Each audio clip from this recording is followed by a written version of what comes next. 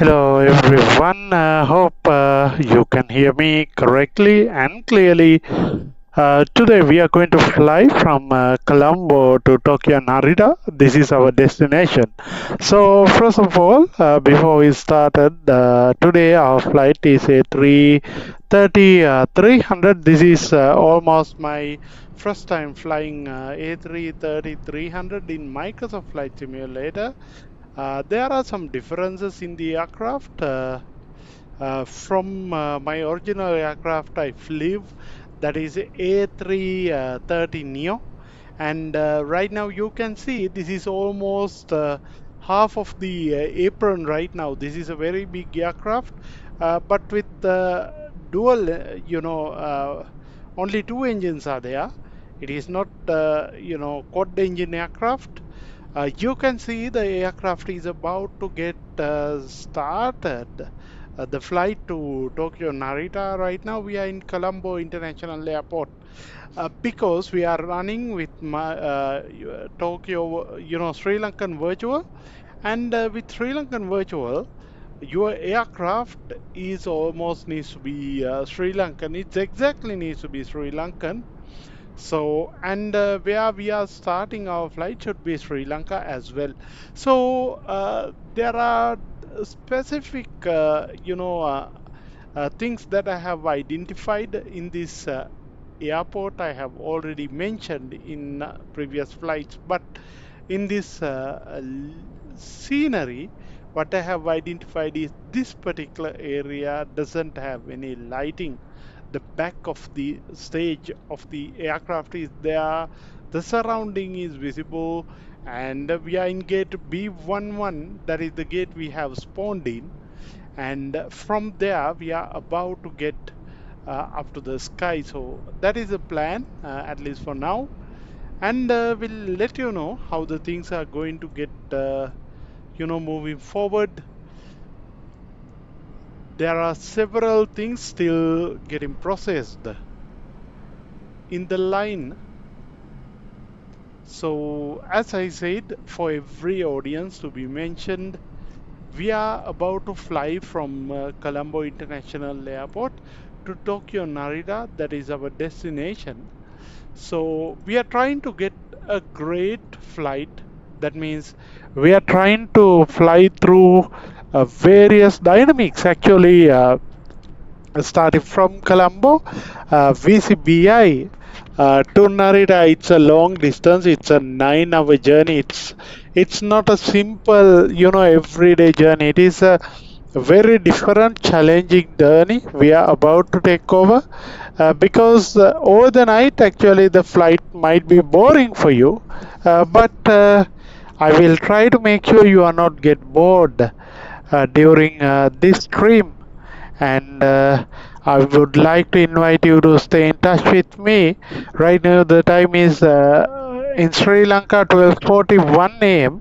Our departure time is already set at within a few moments I will tell you the exact time where we need to get our flight departed. So most of the time, like since we have scheduled the flight now, the usual departure time is 18:39 Zulu time. So let's check the Zulu time now. So then the activity is easier. Zulu time now is 1912, and it is little bit late from the departure time. Standard departure is 18:39, but now it is 7. 7 means it is almost within next few minutes we should be aboard our aircraft, and I know you might be watching me from different regions, different places. I invite you to stay in touch because this flight is going to be an amazing flight, and I'll promise you this flight will be my first flight, and there can be surprises. Surprises means there will be an enjoyment for you as well. And the things you will be learning and I will be learning throughout this journey to Tokyo Narita from Colombo is immense. We'll try to make sure this flight is much more interactive throughout the journey. But there are phases I might not be available because every captain needs sleep as well. So I'm also well ready for that. So without further delay, let's start our journey. Uh, let's start our aircraft configuration. Before that, let's verify whether we have ATC. Right now in Colombo, we don't have ATC, but our aircraft tail number is Sri Lankan 454. 454 is our number for today's flight. And from there we are about to start our aircraft today. Unlike other days, I'm using I think crosswind simulations. I think there are some issues when it comes to the usernames and everything supplied for SimBrief. Give me a moment. I will fix that up, and then let's get it started. But it doesn't take much long. Usually, when it comes to this kind of scenario, you need to make sure you have loaded the SimBrief account over here. I think right now we don't have the SimBrief account. We need to check from where we are going to add the SimBrief account. So that is what I'm trying to plan right now, and I would like to do. So first of all, as I mentioned, I need to give the account details, the SimBrief account details. For that, give me one moment until I'm doing that, because I cannot publicly share that details with you.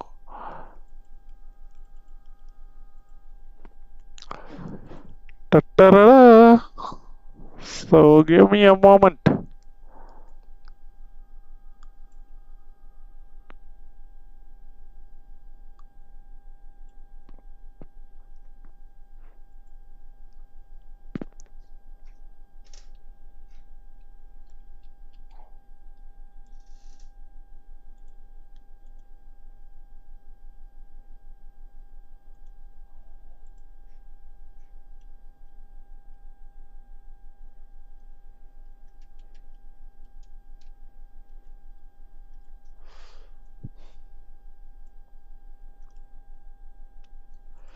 Okay, everything looks fine for now. If you have any questions throughout the journey, please let me know. I would like to, answer any of your concerns happily.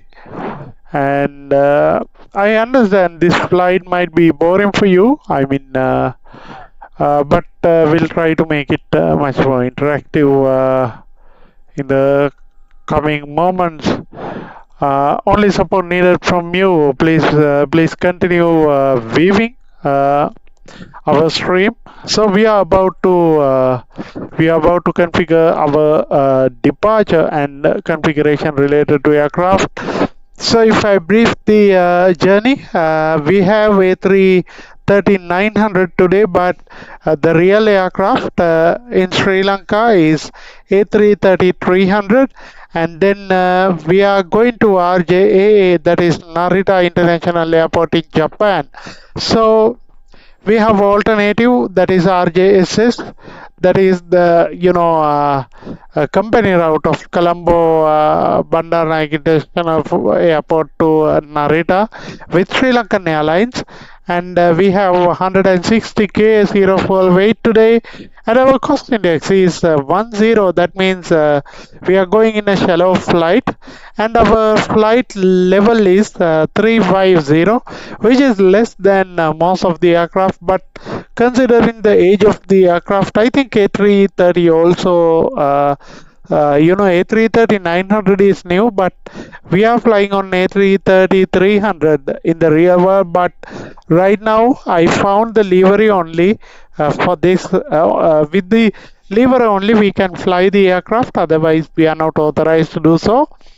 And the wind component today is 008 at 003, and cruise flight level is flight level 350, and we will be taking off from runway 22, and our first waypoint, or we call it as departure over here, is dot 1 delta.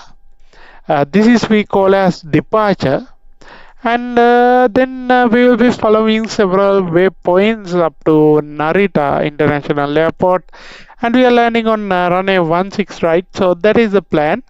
And first of all, we have 1011 as QNH, and our wind component 22010, and temperature is 28 Celsius. I think it is hotter than Narita because 28 Celsius over here. This is night, and Narita it is 19 Celsius. One of the clear distinction in Narita is they are trying to check the air pressure. I mean they are checking the air pressure from INHG, inches for you know and we are checking air pressure from mmHg. So that is the difference. And we have dew point 25 and 18, that means 7, and 19 to 28 it is about 9 difference. So that is how it will be. I'm going to import this invalid aircraft is detected. That's what it says. We'll try to check that up. I don't think there is not a correct way to check that.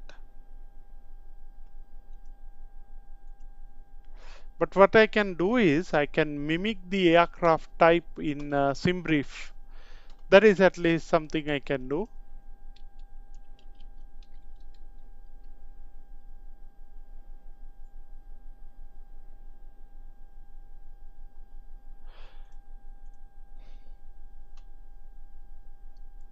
Over here, I'll make sure my flight aircraft for my flight is A330-300 and A330-900, and let's check.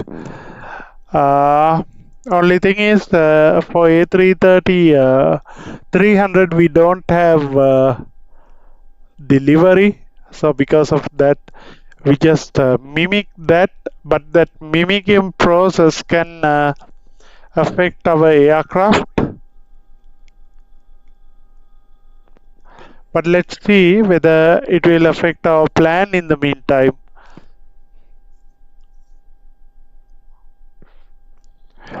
Okay, I'm checking my plan from SimBrief.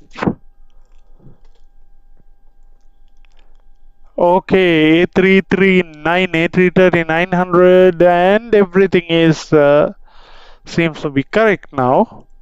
And now we can go back to the configuration, and let's go through a cross check. I think everything is fine right now. It is loaded, and the first things first. We need to do several things over here. First of all, I need to go to services. The ground power unit is on. I can ask JetBridge to come closer. Let's go outside and have a look how it is going to be connected for the departure. Right now you can see the gate. Usually it's little bit beyond other aircraft. Actually this is a long haul aircraft, so obviously this part of the aircraft is going to be our business passengers, and the back of the aircraft is going to be our economy passengers. And maybe we might have first class and all other classes in the sequence, but that is okay. Let's move ahead to our flight. First of all, I have connected JetBridge, and then I'm going to connect the fuel truck. Meantime, I can do is I can enable the external power unit. We are not going to enable any of other configuration, but I might turning on the fuel tanks for now, and I'm removing all white lights. Battery 1 and 2 I'm making it on, but I'm not turning on the APU for now. This is a different aircraft. You can see the oxygen mask and fire extinguisher is there, and also I think there is one actually if you look at this aircraft you can see four seaters. Usually it is in A320 as well, but this seat is almost in the captain's side. But in this aircraft that is not the reality.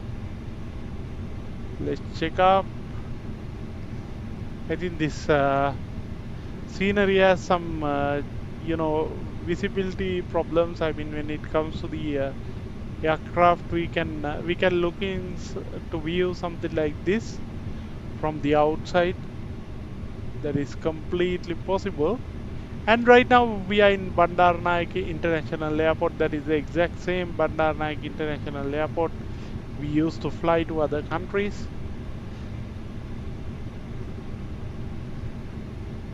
If you are a foreign viewer, you might not be familiar about this. You can see this aircraft.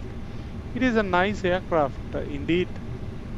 But the only challenge, I don't know how to get in the aircraft. Oh my gosh. I'm back in the aircraft. I will have to get used to it because this is my first time I'm using this flight as my continuous flight. I really appreciate your viewership and ask any questions you have throughout the flight. I'm so much happy to welcome you on board this Sri Lankan Airlines flight, first of all, and then I'm going to configure the aircraft, the remaining aircraft configurations. But if you have asked the questions, don't worry, I will reply in the next second when I'm got in my hands free. So we have this, we have ACARS. We can check on this and check our ACRS. Until that, we can turn on our nav. We can turn on our inertial reference system. For now, it is turned on at least, and it will be taking 5 minutes to pick it up. And new lights are there. I think you can make your console brighter, or you can do kind of flood lighting, and also you can do ceiling lights, or you can also turn on the map on. I don't know what it does, but let's find it out. And look at this. This is very important in the night when you are flying. At least we should be able to see the cockpit, because whatever the outer lighting will not be there in the sky. That is something we should be looking at. And the jet bridge is there. Right now I'm planning to add some fuel into my aircraft. That is the next responsibility that I'm planning to undertake. For some reason, other parts I think needs to be double checked. And today I have a lot of fuel. That means 55,600. Obviously that amount is real, and we need to load that amount in the real time. I'm taking time over here because this is where we need to set up correctly, and I'm turning on the air starter unit as well. Give me a moment, I just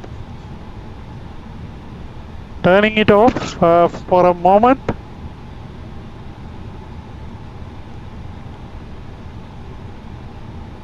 Okay, refueling. Okay, again.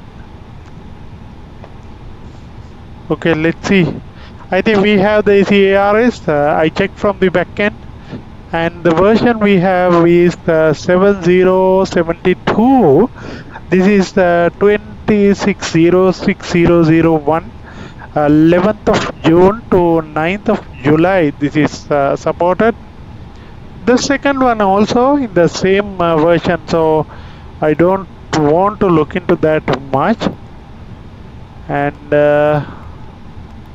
then I might also be looking at this again.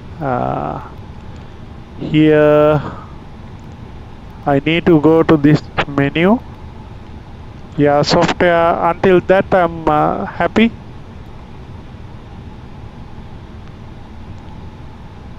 And I'm trying to access the CMS.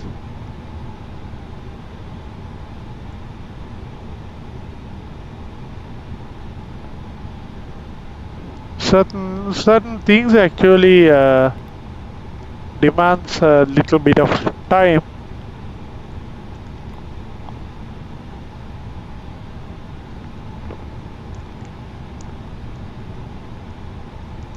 We have some preparations. It is waiting for system response, but okay. But here we don't need this because right now we don't have ATC. That is the problem we are facing right now. Our aircraft is Sri Lankan 454. Why Sri Lankan 454 is important? This is the flagship flight number or tail number that we are using in our aircraft. In order to make sure that you know about this flight number, I will hook you in with the window capture with the vPilot. Yeah, I think you should be able to see this. Here you can see what is our flight number or uh, anything related to that. I think we should keep this over here for better visibility.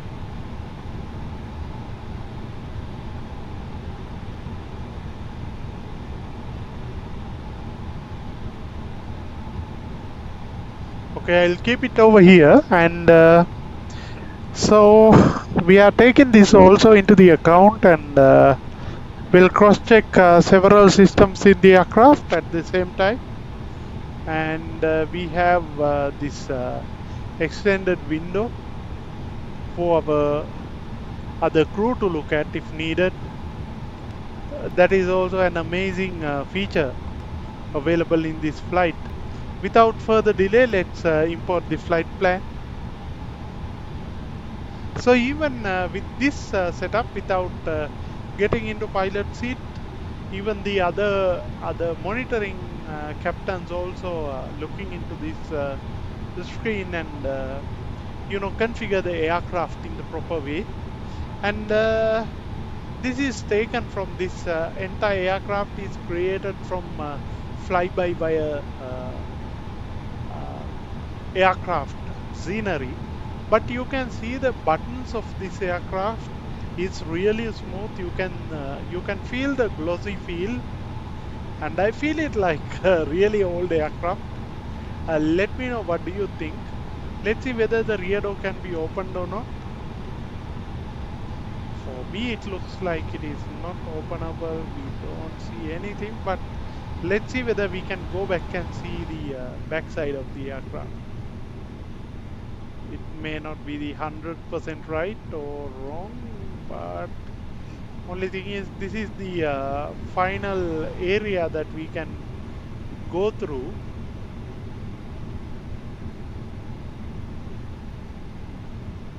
And you can see the galley area, the photos and everything is attached nicely to the scenery. But definitely I think the cabin can be imported. The next time we'll do that, you can see some loads of cargo also available there. Definitely from FedEx Express, and another one is Environtainer or something. It's kind of air container available over there for air freight handling. Unfortunately, we don't have cabin, but next time I will make sure we have a cabin with us. And we are just checking the fuel because we loaded the fuel, and I cannot really see any ground crew right now, but there are raw ground crew. You can see it over here, a person over here, and turning on the lights required for this flight.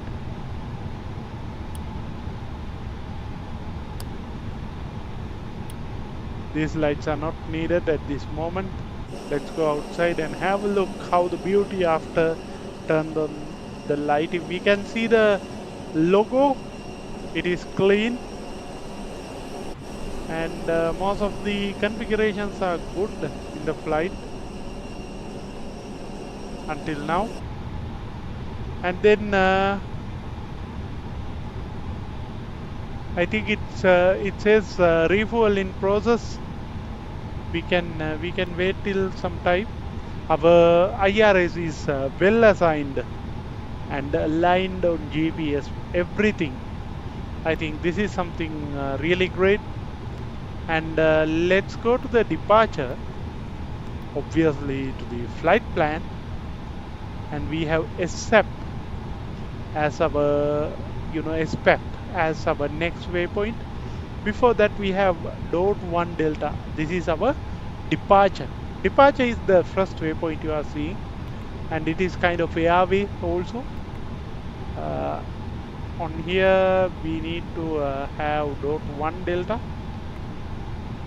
and I need to select SPAP. I think it is going through the SPAP, and then it is going to the airway P762 or transition P Papa 3762, and I press on enter, and let's check for any disconnections throughout the flight.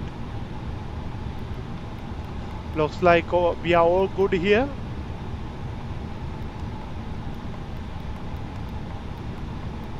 And obviously this is a challenging flight because I have handled the A330 and A320neo during past few times, but this aircraft comparatively larger and comparatively challenging. When it comes to the approach, we have 16 right, and let's find out Zulu 16 right. We have now in our journey, this is the ILS Zulu approach, and our arrival is Rutasan. Let's look at for that. Ruta SG, I think that is the Rutasan. See, it is there, and I can insert that. Let's looking for any discontinuity.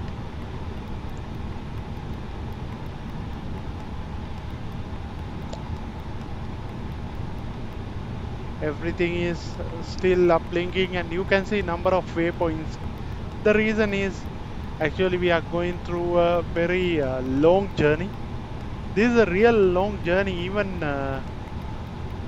we might be able to bring some extra fuel for our protection if needed. Otherwise, there is obviously going to be an emergency landing.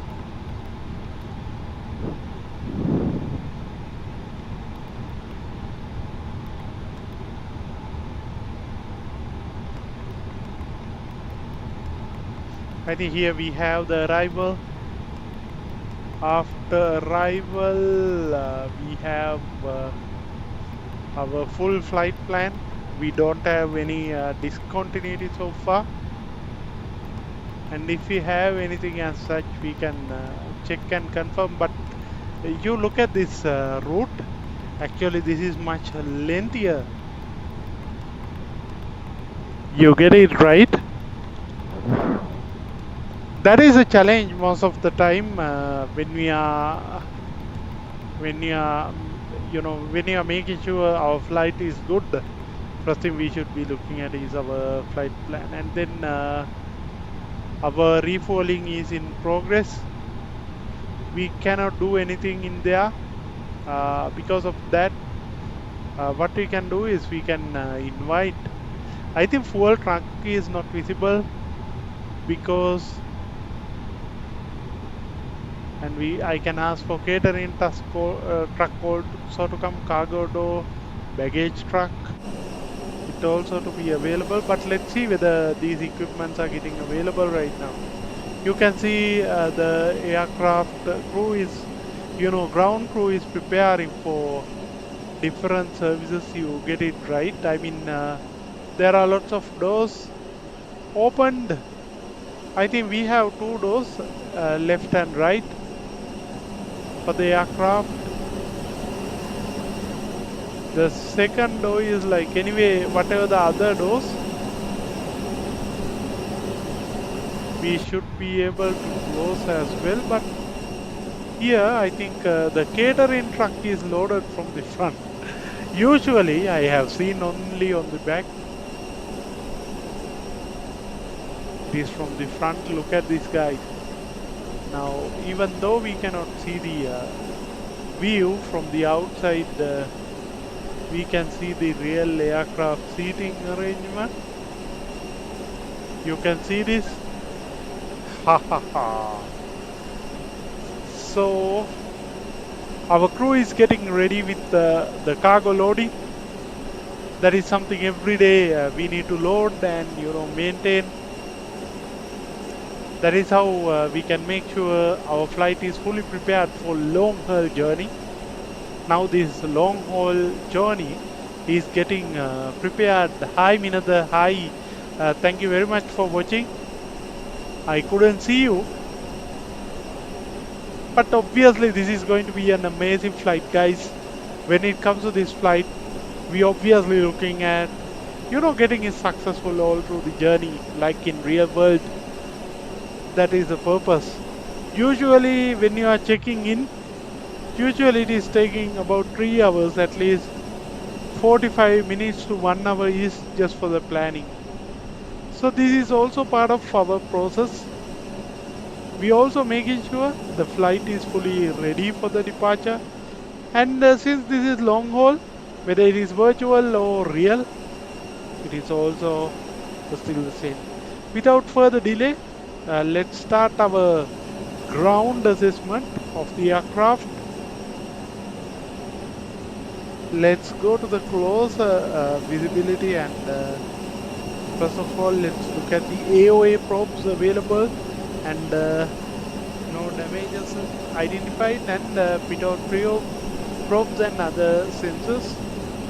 With the sensors and everything is intact, and fuselage is in good quality. We don't see any damages or anything, and especially we are going through very specific time, because this is not a return flight. We need to check on the pins and lights. You can see everything is intact, and there is no issues. Fuselage, bottom fuselage, all good. Look at the area this fuselage is covering. It's a lot. And from the other side, the engine left side, our cowling is good and fine, and our engine inside, the blades are good, no residue identified.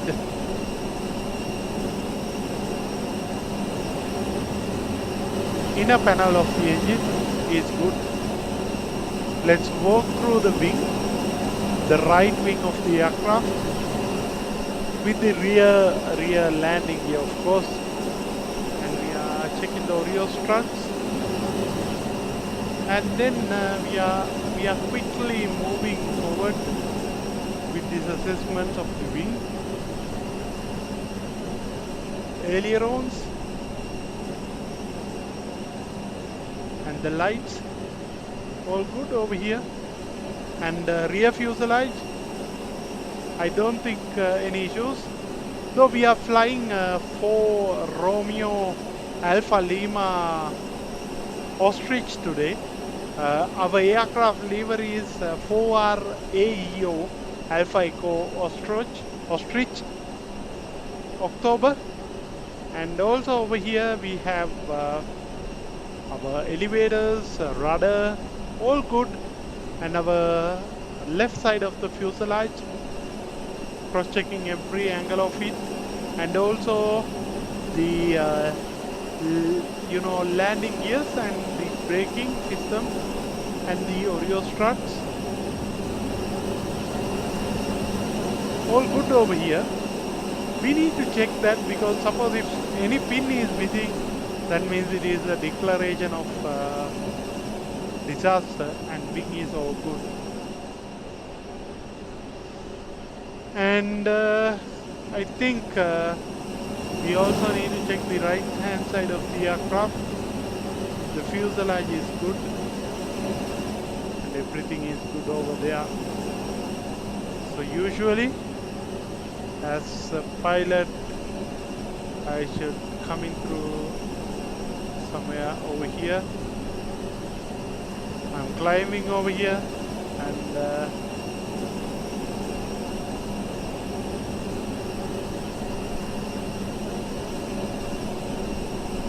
okay.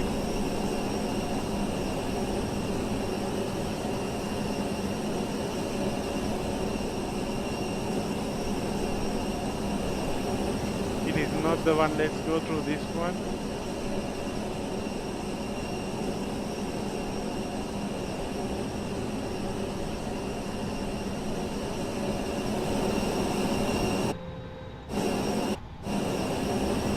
Righto, we are now in the cabin.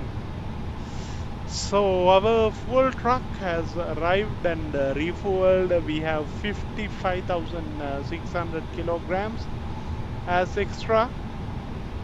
I might need a little bit of fuel for that.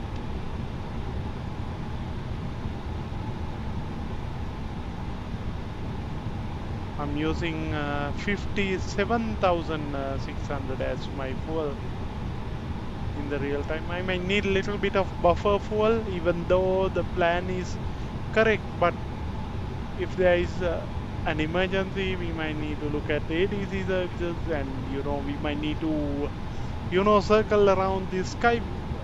We don't know what will happen, right? So that is why I loaded some extra fuel that is in progress. After that we can configure the aircraft performance. If you have any questions, please go ahead and type it up. I can give you an answer right away. That is very important if you really want to fly with me, because Fly with Dulip is a very comprehensive aviation channel, providing you the idea about the calculation, the weight, and the capabilities and everything on the flight we are going to do. And this is my first time in A330-900. Because of that, I need to be extra careful with my loads, capabilities, and also the other parts of the exercise. Right now I might need the initial climb of 14,000 feet. We'll just put it over there. It is enforced right now, and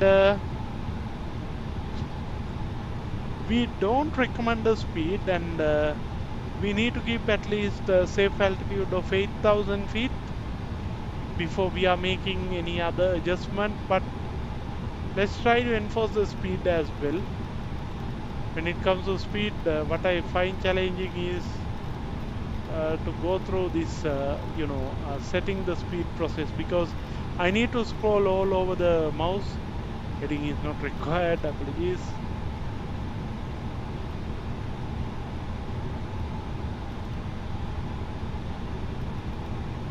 It's a tedious process I need to go through, and I need to make sure I'm at around 250.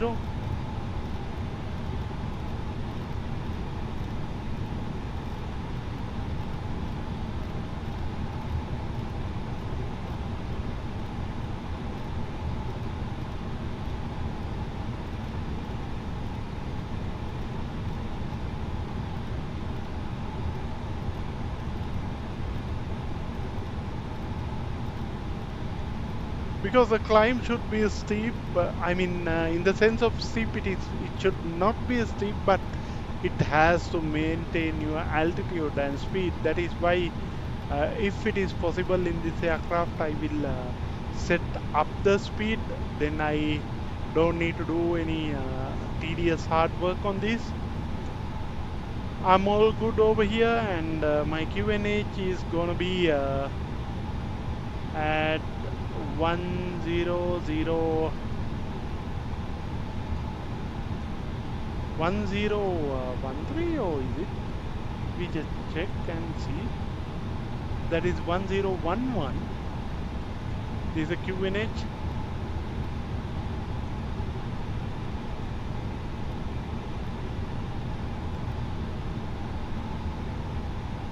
I shouldn't be at a standard. Okay, I think my refouling is completed. I have 57,000, and that is exactly what demanding us to do the calculation of the takeoff. This calculation is very decisive factor. So we are taking off from VCBI or Colombo, Sri Lanka, Katunayake International Airport, and we are taking runway 22. Our wind should be 8 knots at 240.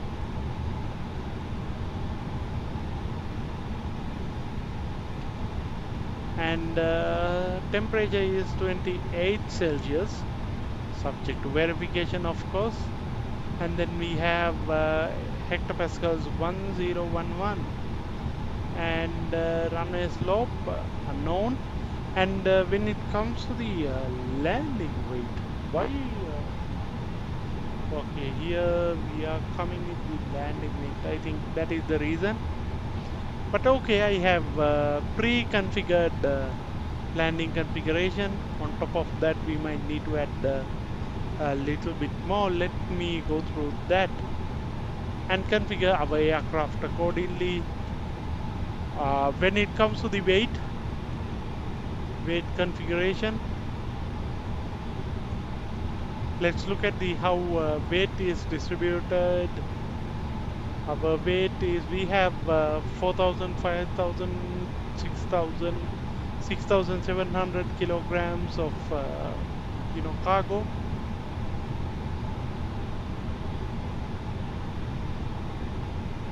We have block fuel 57.500. On top of that, we need to check.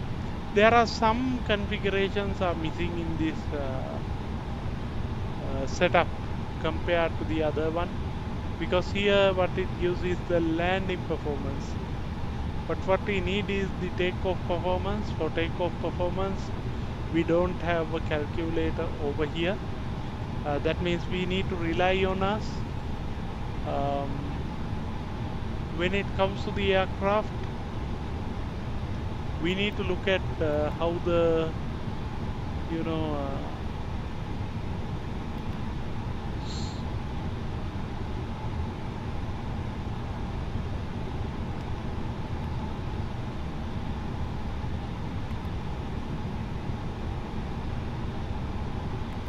still these configurations are not working. Maybe some or other it should be from a different directions. Over here the takeoff is important. When it comes to takeoff, I will use flap 1 takeoff, and if something worse happened, let's find out. And flex to temp,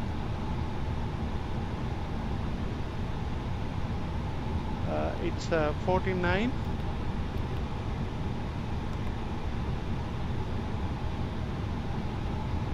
And V1. Okay, when it comes to runway 22, dry runway, this is a heavy aircraft today, so that is 145, 152, 158, 145, 152, 158. Over here looks like my landing configuration are clean, no issues are there. Let's go to the fuel preparation.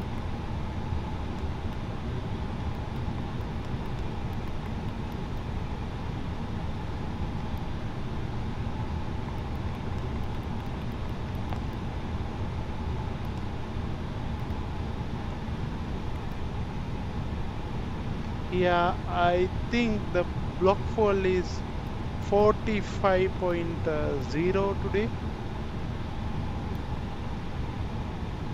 or maybe let's say 50.0 is our block, because we have full of 50,000.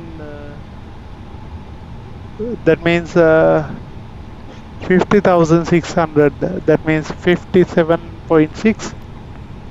That is the exact answer. So let's put it there. That is the full of block fuel, and based on that the calculation. I think over here. Okay, let's keep on this configuration, and if there is anything, we'll find it out. For now, I think everything seems alright. We have about 3,000 nautical miles. This is a long journey. This is not a small, usual journey. Maybe in Sri Lanka, flights might be running on different times, depending on the organization. And we can now load the passengers. Passengers, please be loaded in the real time. And let's wait until the passengers are loaded. After that, you can look at our screen. You can see how the passenger loading process is in progress. That means I'll tell you aircraft, and also there is no alliance with any of the Sri Lankan official aircraft. This is a virtual airport service, and we don't follow the same. We don't follow the same authority or anything. We just are some form of flight enthusiasts who are looking for great flights. So for the new viewers, look at this airport. Right now it is almost empty, but the real airport isn't. But if you really like, if you would like to see this airport, if you have already seen, you may have exactly looking at these same landmarks. One of these is Sri Lankan virtual Sri Lankan catering, and then after that we have really nice location here. Right over there you can see the Nigambo, I don't know what it is called as. It is called as Kalapur. Kalapur means it's mixed of seawater and the normal water, and there is a kind of lake kind of setting located in Colombo, and it is great in beauty, and it is really great when it comes to the real aircraft. Now you can see our aircraft is getting heavy moment by moment, and until that, let's follow up the checklist. So first of all, cockpit preparation, gear pins and covers removed, and it is stored in the cabin. Fuel quantity checked, seat belts on, ADIRS aligned and checked. ADIRS and set to nav checked. Barrow reference 1011. Cockpit preparation checklist is completed.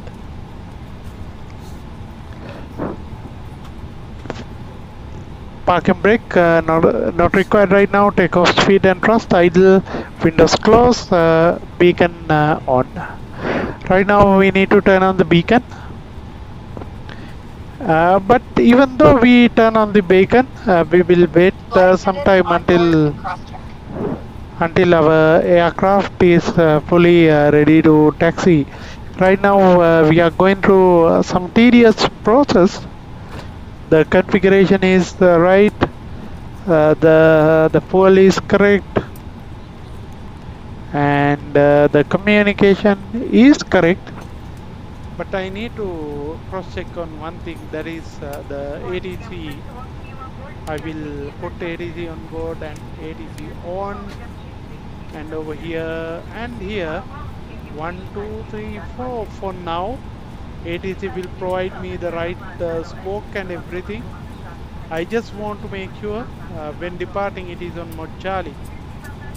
So right now my VATSIM radar is in uh, mode Charlie. That means aircraft can be opened up anytime. So let me know in the comments if you would like to see a daytime scenery. Otherwise, you might find it a little bit, boring. Romesh, Angelo, hello, hello. Thank you for watching me online today.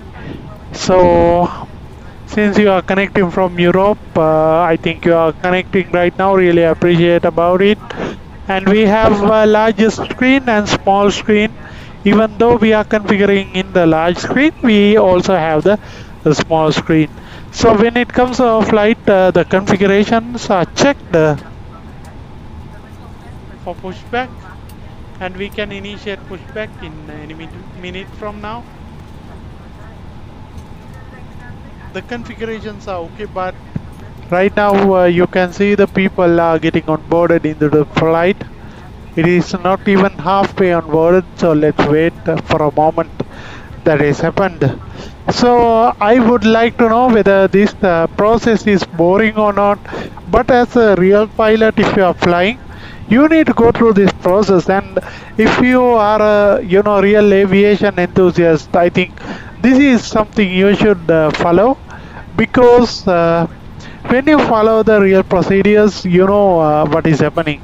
Right now the time is 1:30, but when we are going to Bangkok, Thailand, the time will be less different. And when it is to Narita, it is almost in the morning, even though it is not morning. For apologies about it.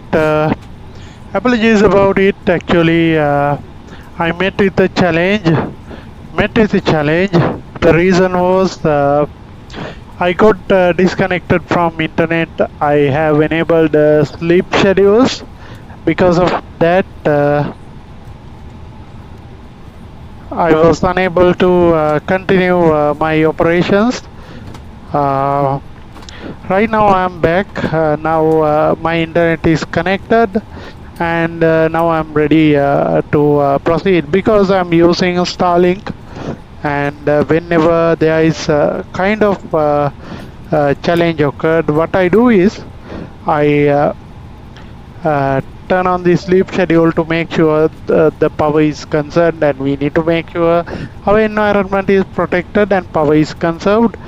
Because of the power matters, my connection went off. Apologies about it.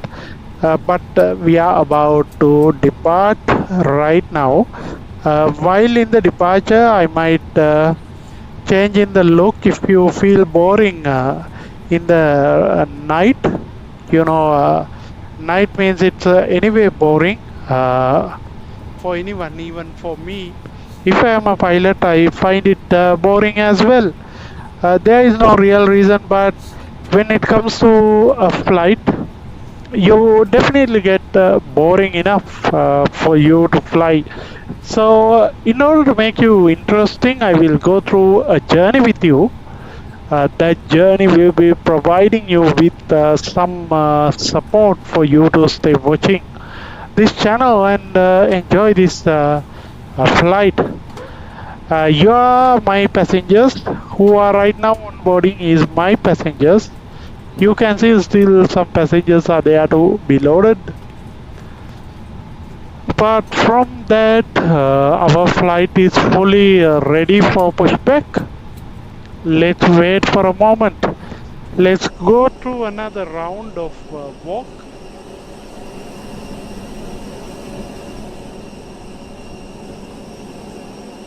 Okay, this is what it is. This is Colombo International Airport, Katunayaka. And when you come to Colombo, I think you might have obviously been over here, but when it comes to Colombo, you have a road over here. This is the Katunayaka Avariavatta road, which is the road over here. You can see this road. This is the Katunayaka Avariavatta. from here on your right hand side, uh, I don't think I can see the road over here, but let's find it out. What is the real case? But for some reason, even though I'm outside of the road, I cannot see the exact same road we see every day.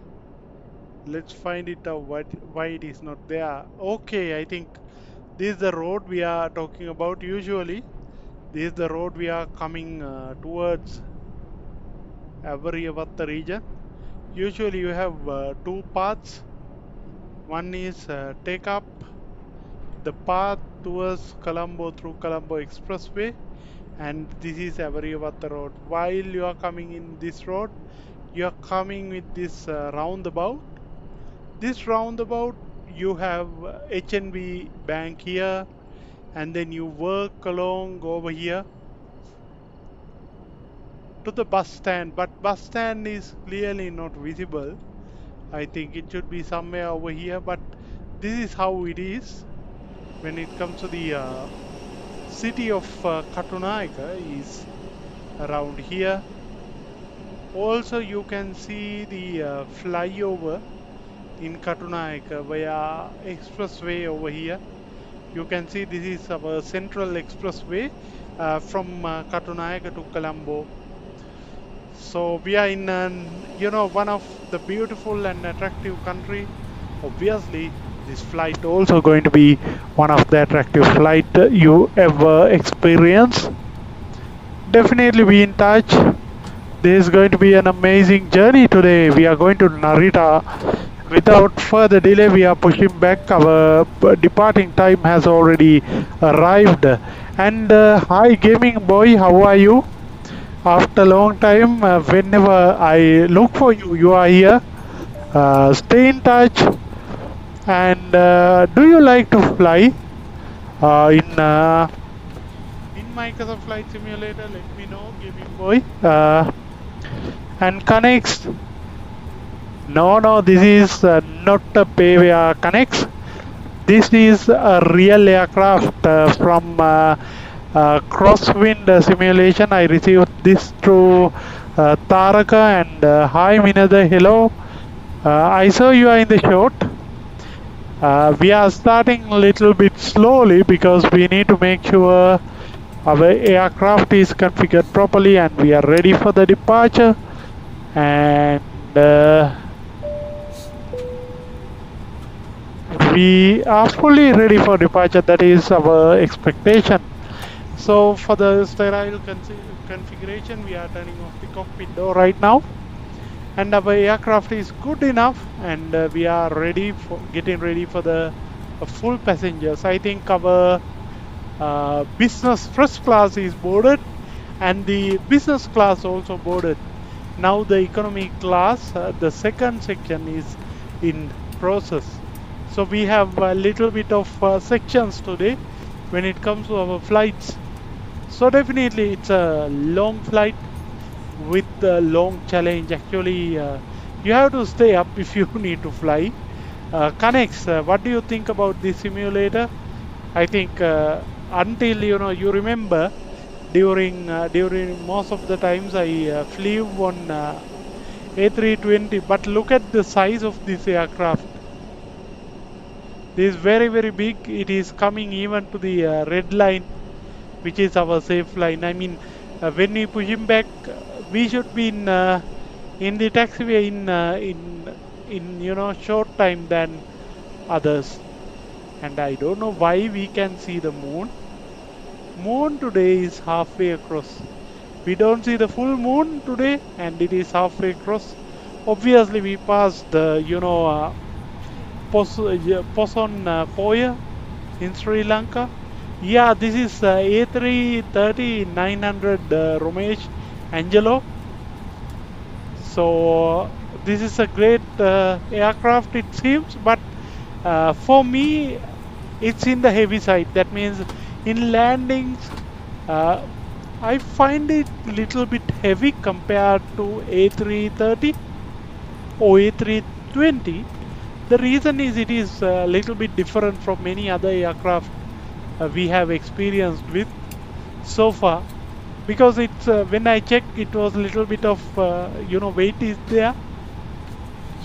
We have to get in touch and let it go in the way how we need it, but it will take a little bit of time to get it through that process.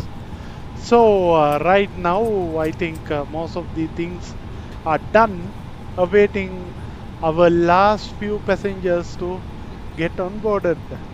Until that, we can let go some of the services. We can close the catering truck, and also we can turn off the air start unit if we want. Before that,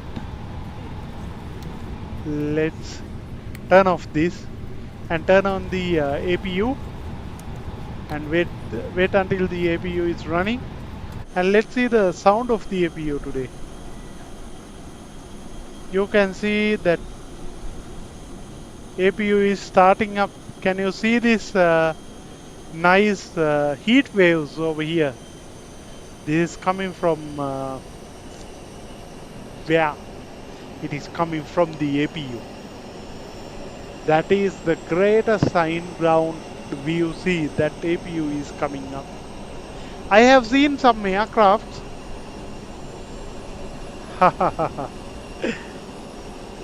Exactly. Vinatha, I think will that be okay on VA? VA means virtual. Yeah, it allows. I actually followed the trick. For example, I loaded in in VAMSIS A330-300, but I'm using A330-900. Still, it detects as A330. I would say 900. Let me share my view for you. What I see over here. I think then you also can see what I see. Okay, hope for the best. Look at this. I don't know why it is not coming up even though I have enabled.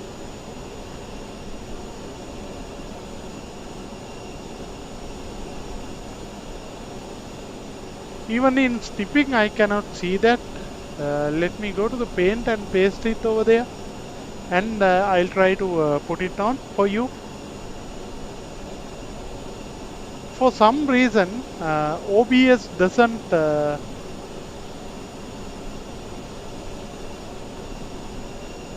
broadcast Pegasus over there. That is the problem I am facing with. Let's go with Microsoft Paint. Even with Paint,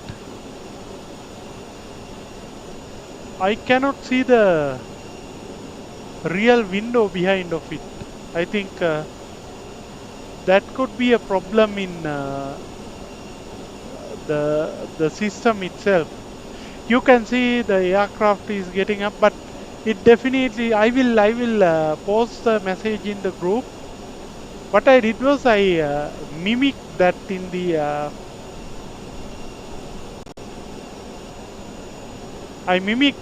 the aircraft itself as A330neo, and it is detecting as well. It doesn't show it has anything wrong because it is coming on the A330neo, right?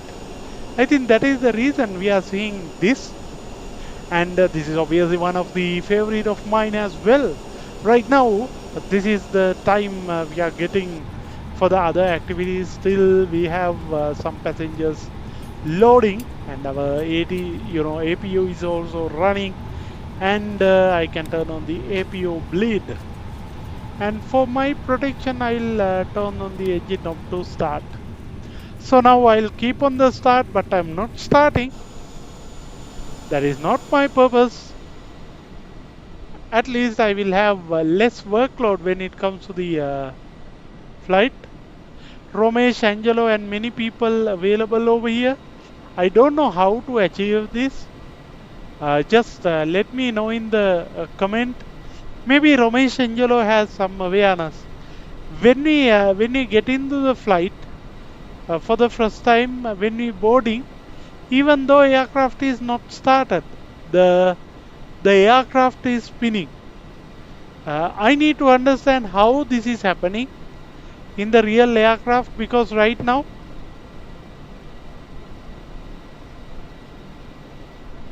let's see, let's find it out.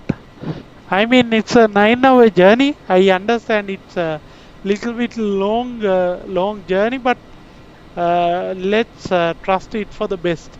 Because the reason is, most of the time, virtual airline accept the aircraft, but if in case if it didn't, let's see. Ah, okay. It's because of the wind. It is turning, right? It is spinning. I have seen in the real world aircraft engine is spinning even though before starting the engine. I thought it is something done or something related to the PAC system. If PACs are turned on before the aircraft is loaded, that is also something we can find out. Anyway, we have PACs.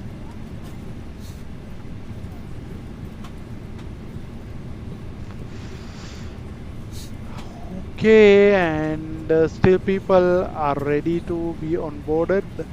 And I turned on this beacon light little bit early, but that's okay. Over here people are getting Boarding completed. okay, that's great news to hear. And we can remove all our services. First of all, we can remove our jet bridge. Definitely, yeah, starter unit. We don't need it, but let's check we have the APO bleed. Yes, APO bleed is with us. That means passengers feel comfortable with this. And the forward door we can close as well. And fuel truck. Ladies and gentlemen, We from can the flight remove. deck, on behalf of myself, your captain, the first officer, and cabin crew, I'd like to take this. And let's see this. Now you can see the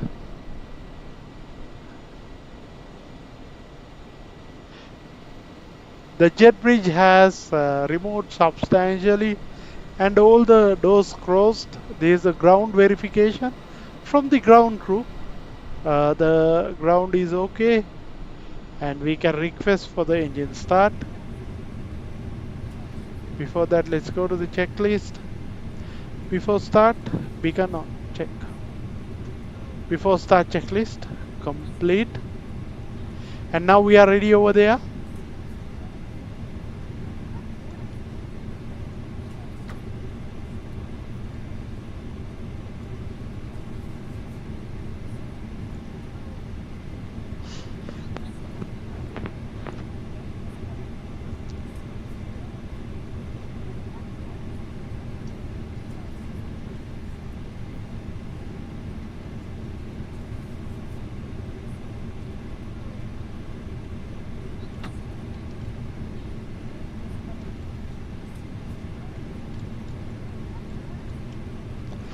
Now we are getting ready for the pushback, but right now I will have to make this announcement to my passengers.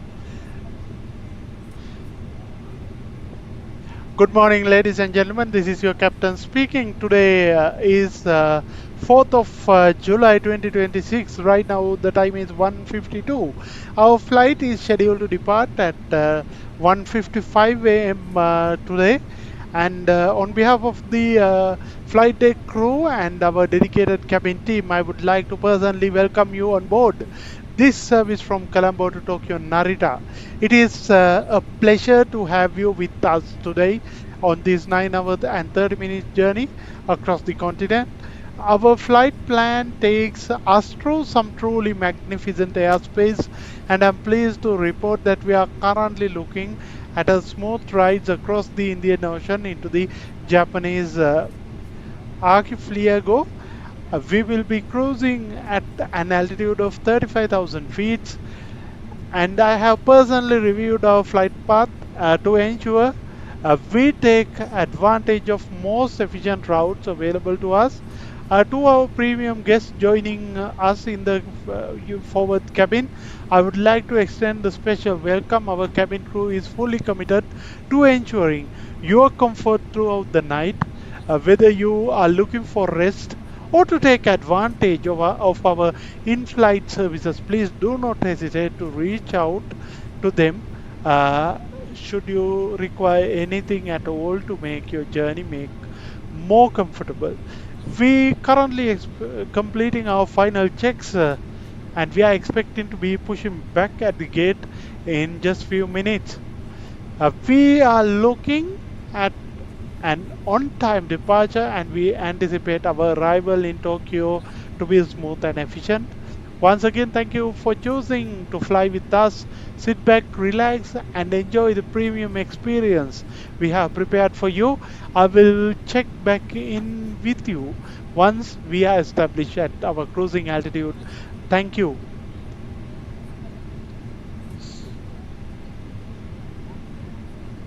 So we have done our cabin crew announcement.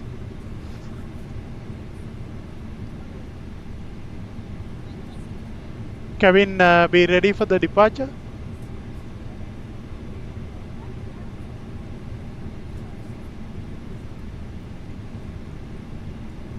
We can remove ground power unit.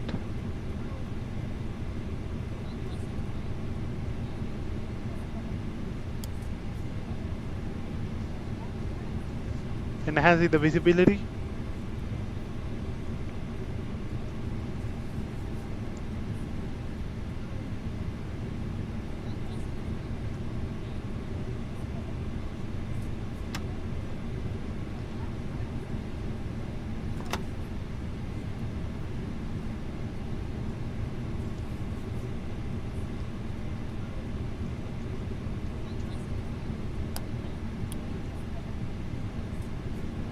Flight attendants, armed doors, and cross-check.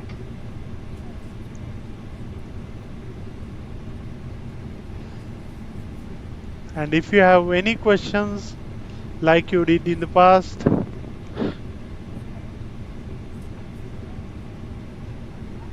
okay, I think that is a new finding. When you're flying around the cabin, they will spin the blades to see any damages in the aircraft uh, window system, and that is what happened. Now our cabin crew is going through the safety procedure, so we will start push back right now.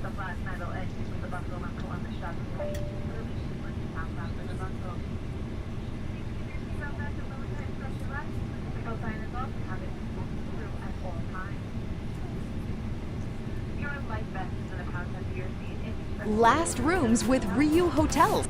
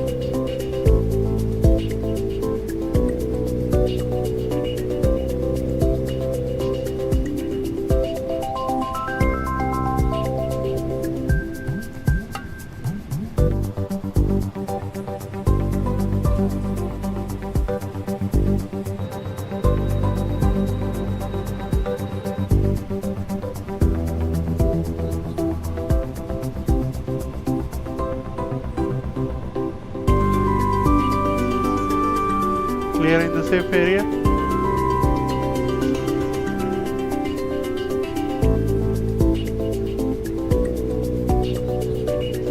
Starting engine number 2.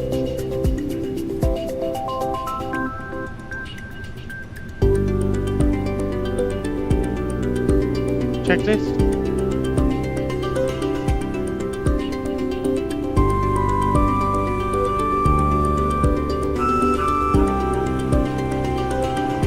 We are departing from Bandar Naik International Colombo, and our departure will be at runway 22, and our engine 2 is starting up.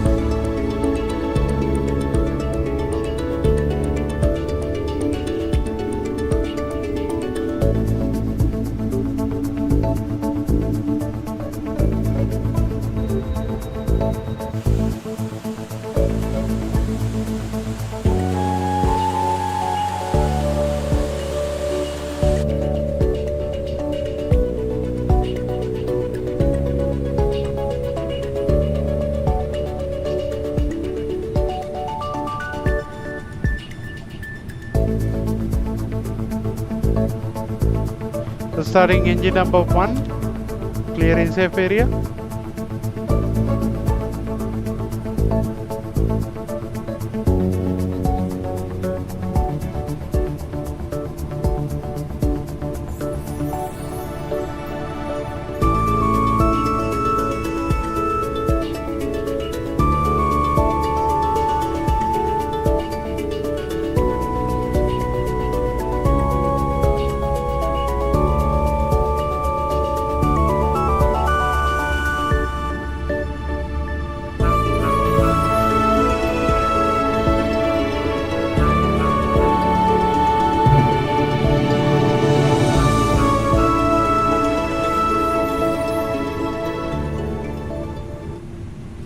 There we go.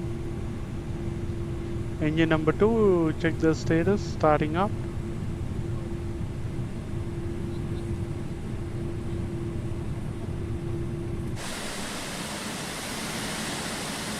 Engine number 1 and 2 started, and let's look at the other side.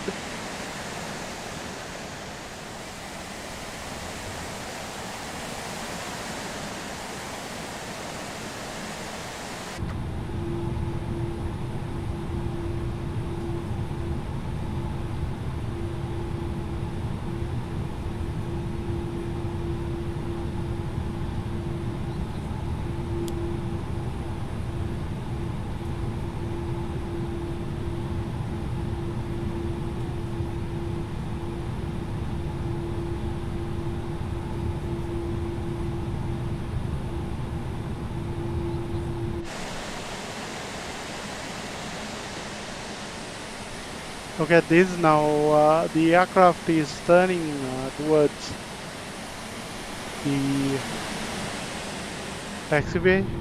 I think we should be able to see the taxiway right now. You can see this aircraft is larger, and we need to do an early turn, but with the early turn there can be several things happened. But for now I'll stop this up. And I remove the tag. Checklist.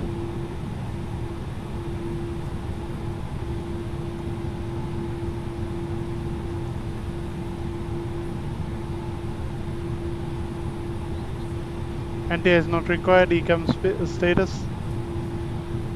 No blue. Pitch trim. Check. Rudder trim. Neutral. Checklist completed. Taxi. Flight control check. Check rudder left and right. Pitch up, pitch down. Pitch up, pitch down. Pitch left, right, left, right.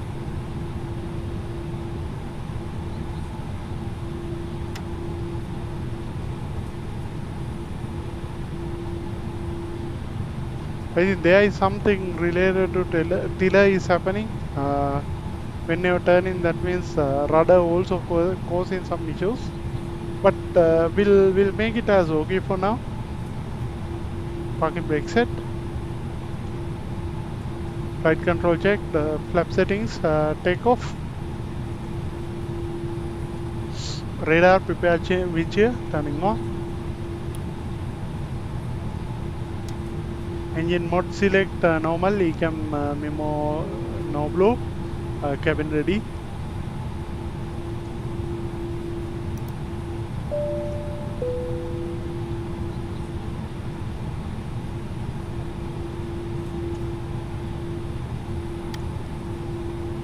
And we need to turn off the APU bleed, APU. We are not needing it right now. I don't know, there is kind of snow or rain is starting up. While you are departing, look at this time. It is very important time. I mean, we can see great rain is starting up. I mean, it's a very slow rain. But with rain, this flight is going to be much more energetic, and it is going to be amazing flight for sure. And right now, flap set, okay, and auto brake on. Takeoff, config max. Taxi.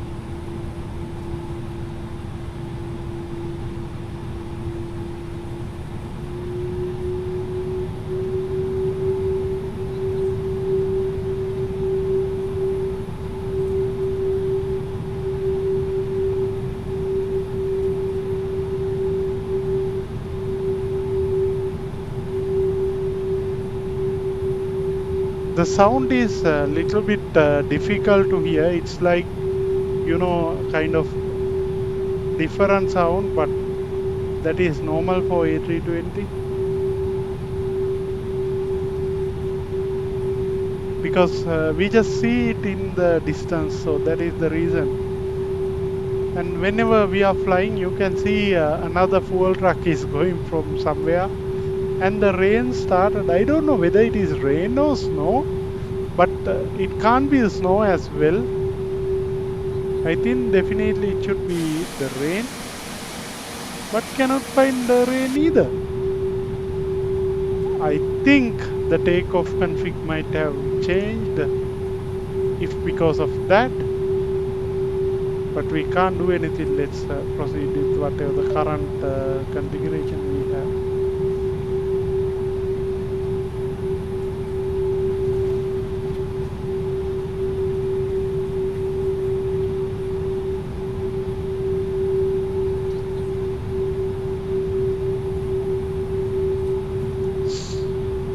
This aircraft feels heavy, and the aircraft dashboard adjustment is a little bit different.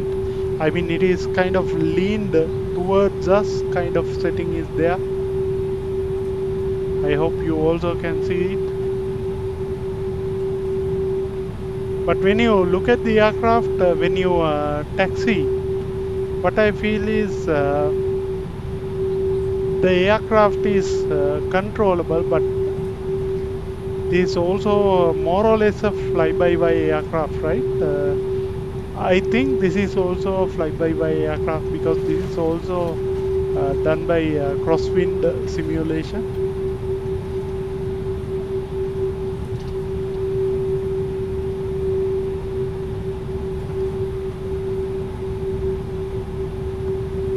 I think it could be headwind simulation, not crosswind simulation. And I'm also having the same rain, confirming what is happening in Katunayaka.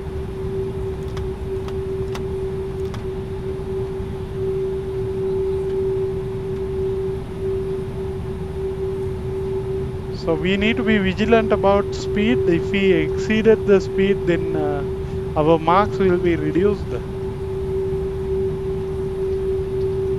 So we need to make sure we are making sure our taxi is good enough, not exceeding more than the recommended speed. You can see the Sri Lankan livery as usual over here in the gates as well. That is, as Sri Lankans, we always love to see.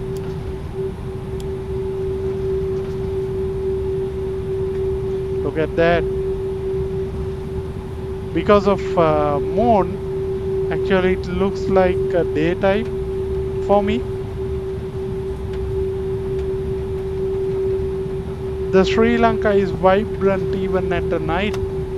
That's all what I can say when I look into these nice sceneries.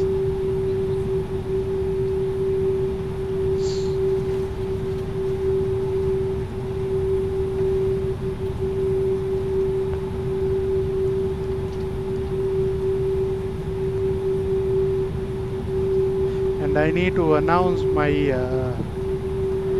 respected ground crew that I am moving. No, not ground crew actually. I need to mention to the ADC. Colombo traffic taxi into runway 22. Report any inbound traffic available. And this is the announcement I did. Now, I experienced the same rain in Sri Lanka, but here I think it is about to start up and it is no more there over here.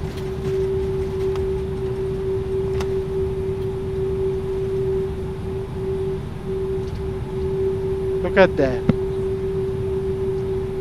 The taxiway with markings and everything, it's fully perfect with this livery. Whoever made this livery should goes credit to him. It's not easy to create a livery same as any other location or anything as such. You can see Sri Lankan catering right over there. A little difference is there, but the building itself is, you know, or approximately covering up that particular levels.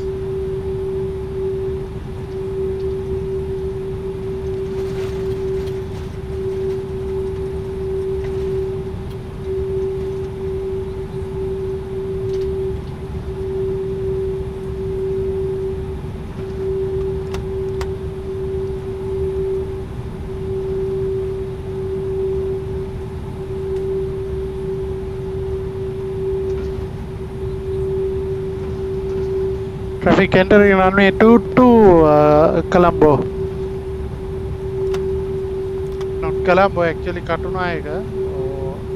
But it is from international perspective, it should be Colombo. Correct me if I'm wrong.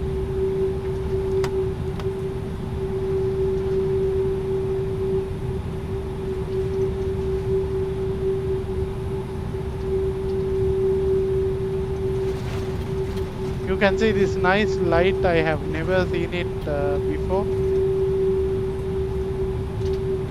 Enter into the runway. Now with the runway, I will line up with the runway.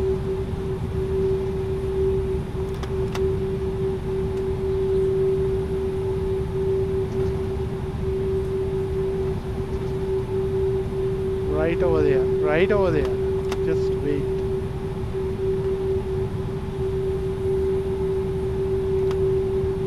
All good. Now takeoff configuration.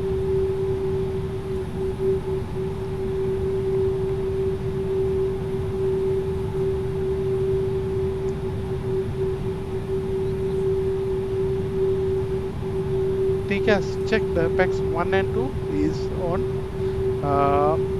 Check takeoff checklist is complete.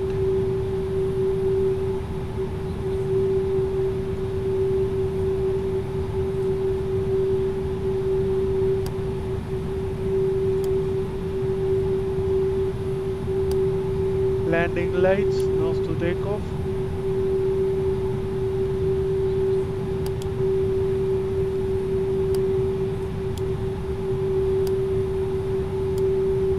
Okay, it is in the takeoff position. Runway turn off, turn on. Passenger lighting. Check quiet.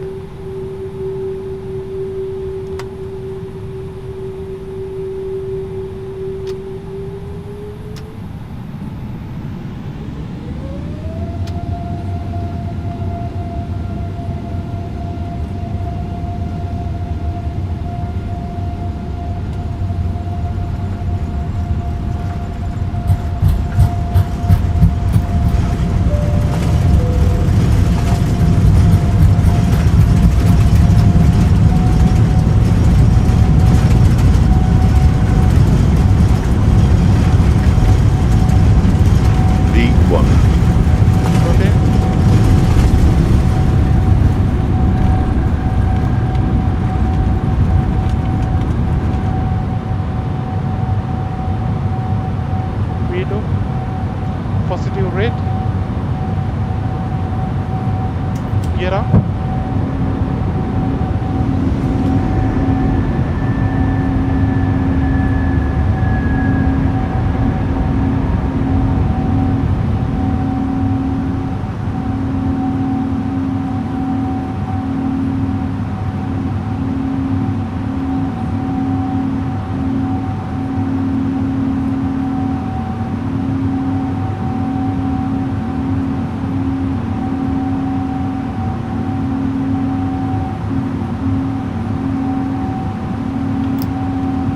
Flaps 0.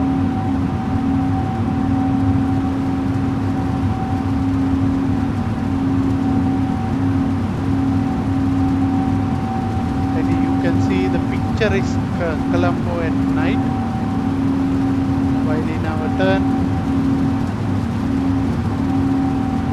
We need to pick up the speed a little bit. Let's go around 250 and let's remove the spoilers. Just like that. And let's get to our full altitude, halfway.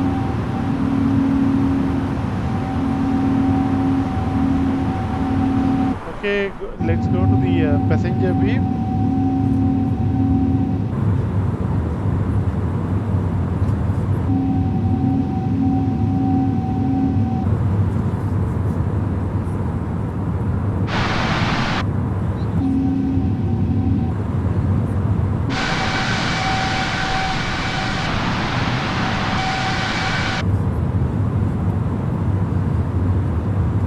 In my left wing only I can see is this.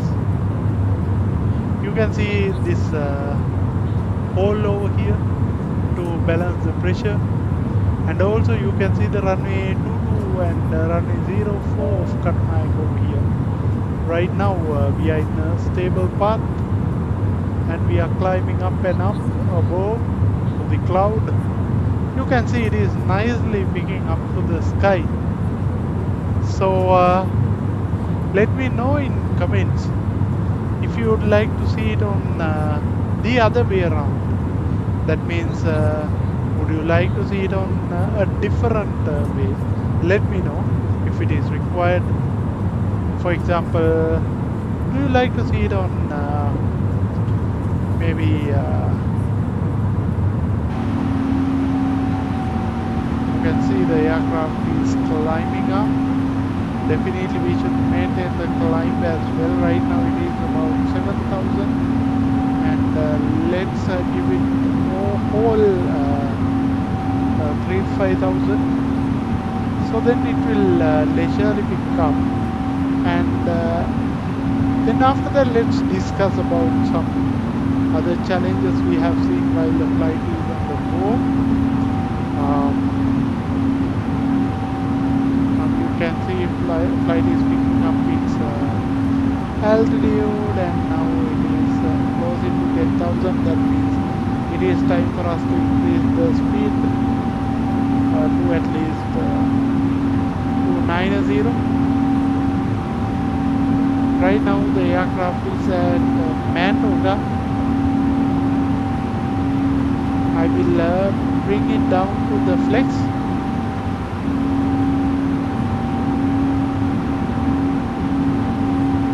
Let's do a flex right now.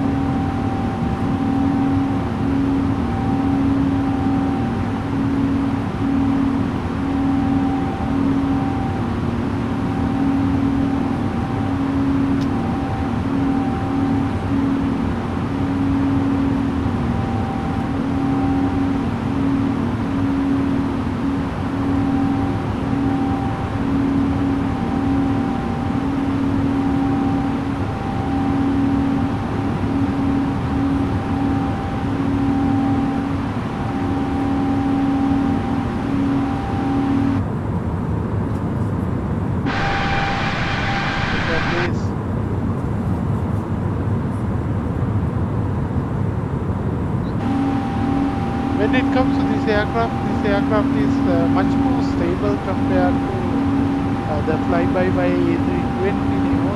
my opinion, considering all the checks I have done. Right now I'm passing flight level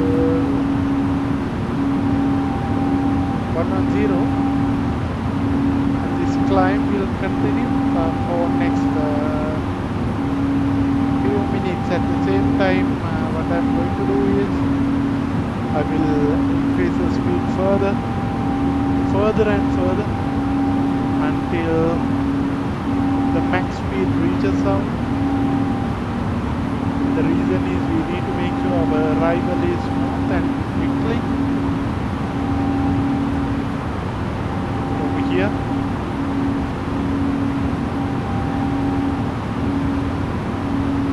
You can now see the aircraft has been picked up and slowly moving.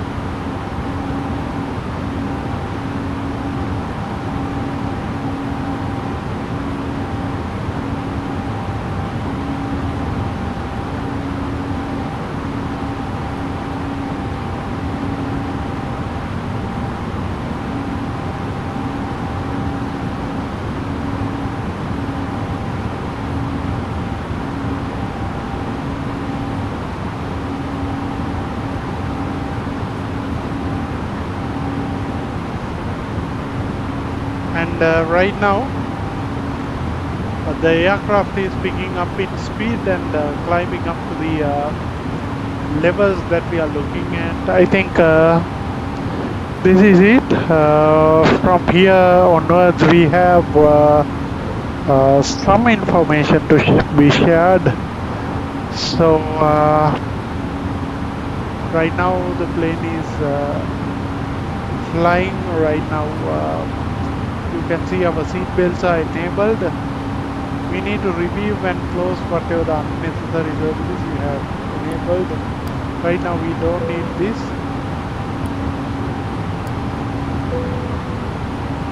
And we remove it.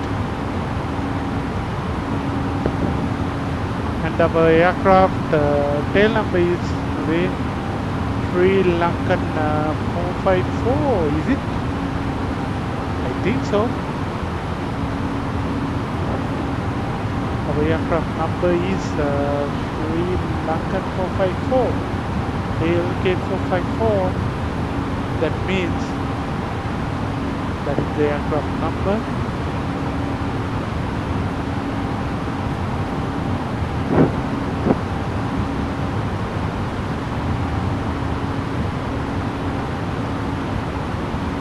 And we are currently flying over 19,000 feet.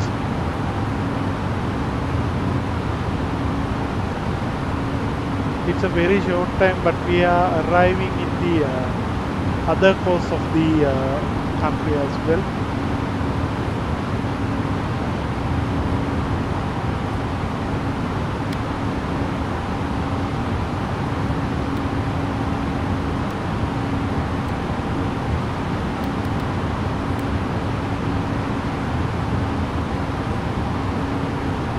You can track me on VATSIM-radar.com from my flight number ALK454.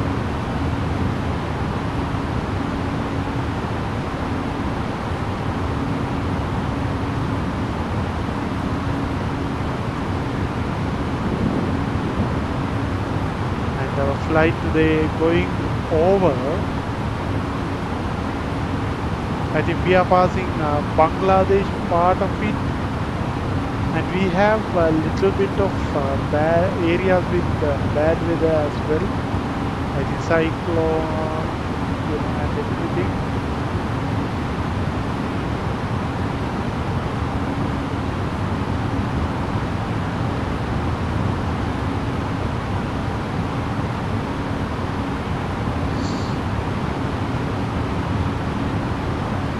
No ADC so far, but in Narita we have a very bad weather. That's really great. We have selected a different aircraft with bad weather, and we are passing Thailand and also Vietnam, Hanoi in Vietnam, and also if you are in Vietnam, I think in next few hours you can connect with me to watch the landing. And if you are watching me right now, I will be landing in next few hours. Probably you can connect with me my stream, and you rest of the time you can watch the stream as well. So you can see the beautiful ground in Sri Lanka, and also probably you might be able to look at the aircraft like this. So when it comes to the aircraft, this aircraft has something called one word. You can see that badge also. You can see our aircraft lights are not turned off. That is something we need to be done. But you can see this is the eastern side of the country, and we almost there actually.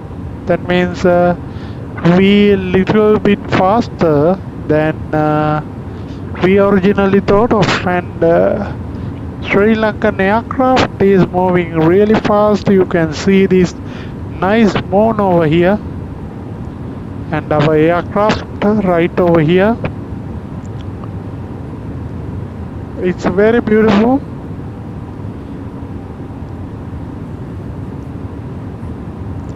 And we'll be coming in the cruising in a while.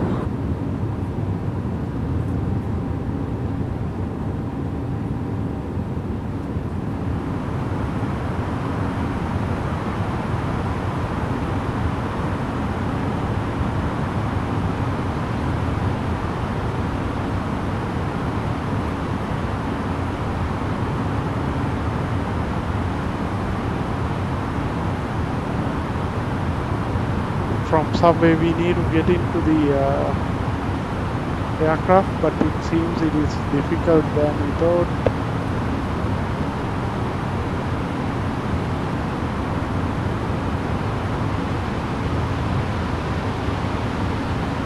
Okay, we are back in the cockpit. If needed, we can leave from there and we can come back. That's good actually.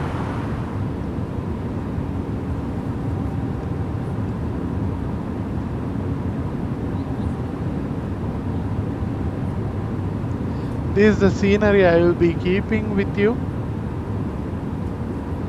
for next few hours.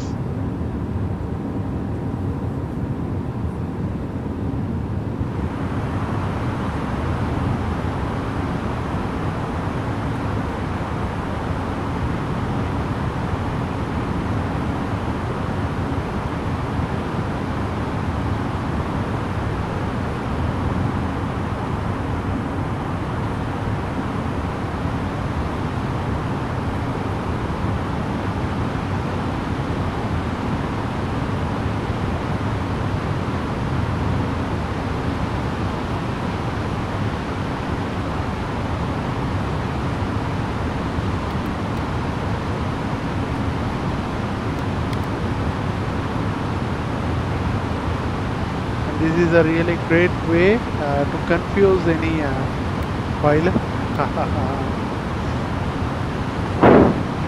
And now we are leaving from Sri Lanka. You can see that from Batiklo area we are leaving Sri Lanka. And we are passing flight level 260 right now.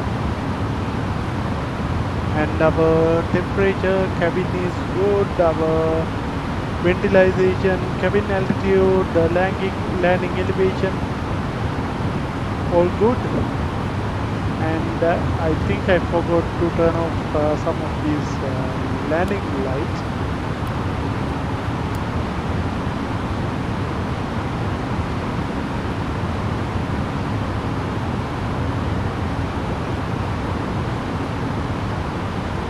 Everything else is fine unless otherwise our connection is not broken. Tell me, what do you think in terms of this flight? And how would you like to enjoy this flight further on? Let me know in the comment. And since the time is pretty much night right now, I have a suggestion for you. Just have a look into this breathtaking views from outside.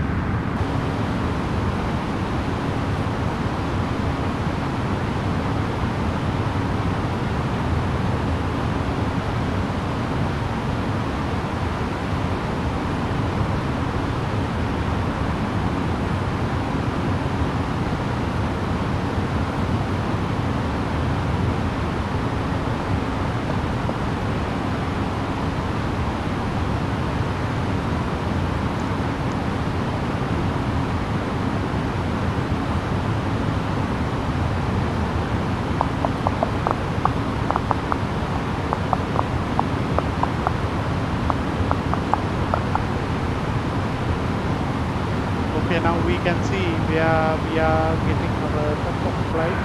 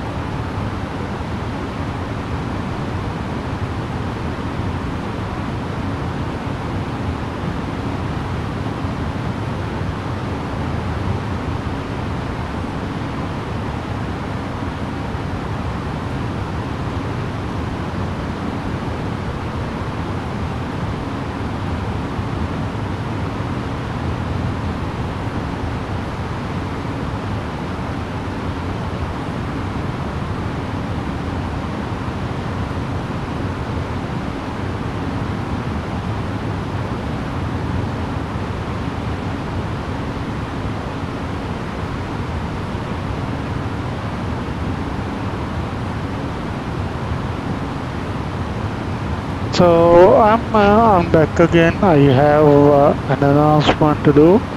So when it comes to this particular takeoff, I have did a great takeoff. When it comes to precision, so I have take off data. I have initial pitch of 7.7 and 1 inch left. So that means rotation speed 174 knots.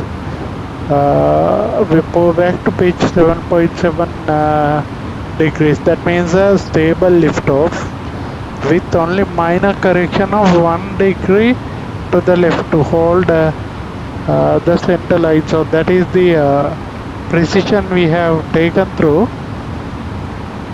So if you look at this takeoff,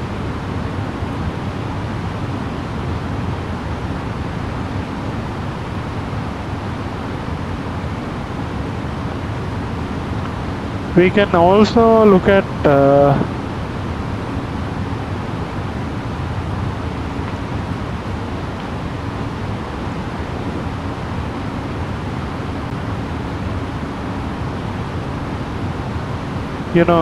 this flight pace. We have sometime we have taken a little bit of time. Right now we are in the cruise phase. Still we have not entered the cruise phase, but what I found was when I was doing the landing gear, that is also worth to analyze.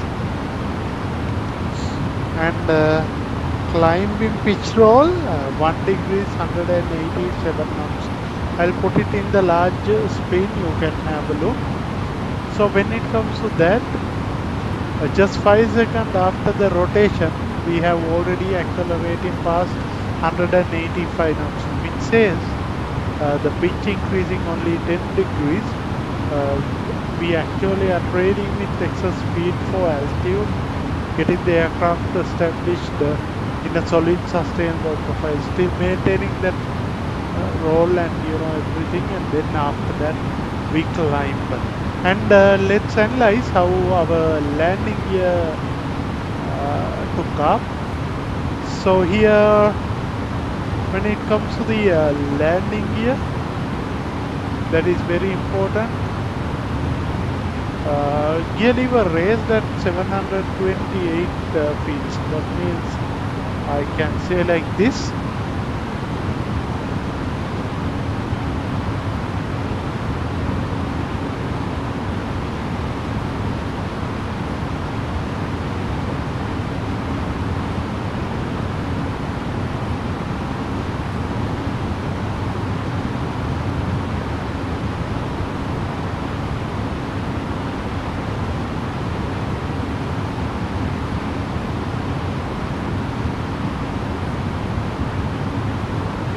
Then after that, when the landing lever raised with the 198 knots, when it comes to the gear lever raised at 198 knots, that means it's kind of a stable speed and a stable altitude to lift up the aircraft gear. So we have done that. And when it comes to this, lever position is up. That means we have done a stabilized path, and then we directed the flight to the next waypoint. Then we were going through the exact same planned approach without much deviation into the original plan. When it comes to our flight, we have 3,780. I think there is something called check weight messages came up, but that is not the problem for us right now. Aircraft is navigating and everything is under control. Right now the speed is set at Mach. Let's wait until we reach the top of climb, which is 35,000 feet. Just after 15 minutes of taking off, we are right now at the taking off. At the cruising altitude. When it comes to the cruising, our maximum max speed we can achieve is more than we can achieve decimal 86. That's a reasonable speed.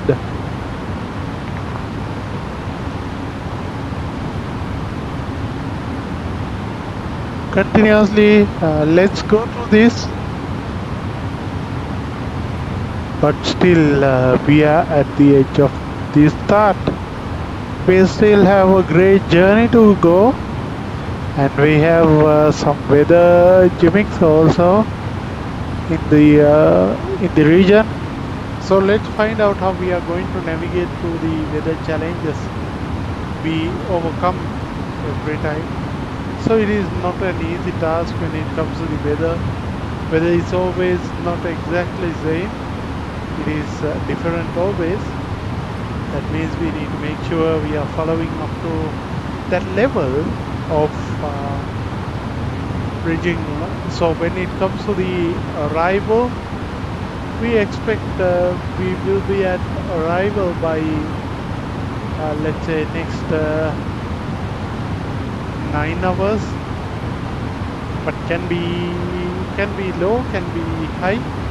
We don't know what is expected when we are there, but right now for my viewers, what I am telling you, we are going on a great journey with Fly with Dulip. Definitely we are arriving in Narita International Airport in few hours after the departure. And right now you might have noticed the cruising announcement is going on. I will make sure I'll put it into the speed, and I'm monitoring for any sort of the speed related issues. But for now I don't simply see anything as such, but I can increase the speed. Let's be at decimal 88.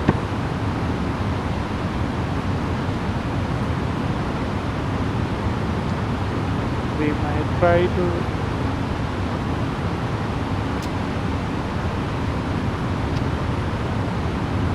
okay, this is the maximum we can go for right now at least.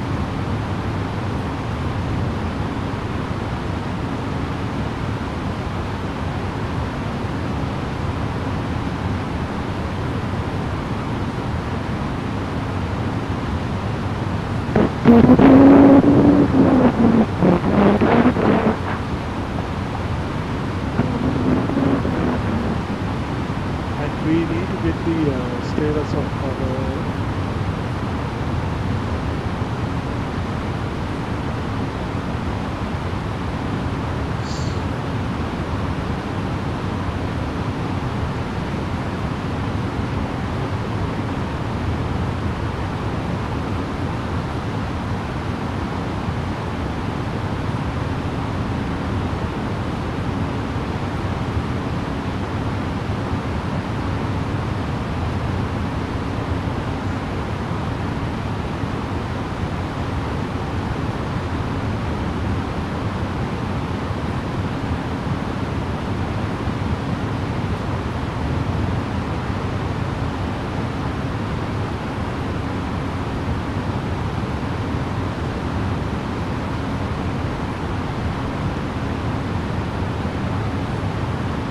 So when it comes to years connects, that is really great to hear. You have been in this flight. That is so nice as well. I'll tell you what, when you are in a long haul flight, it sometimes could be challenging, right? I mean, what is your opinion on this?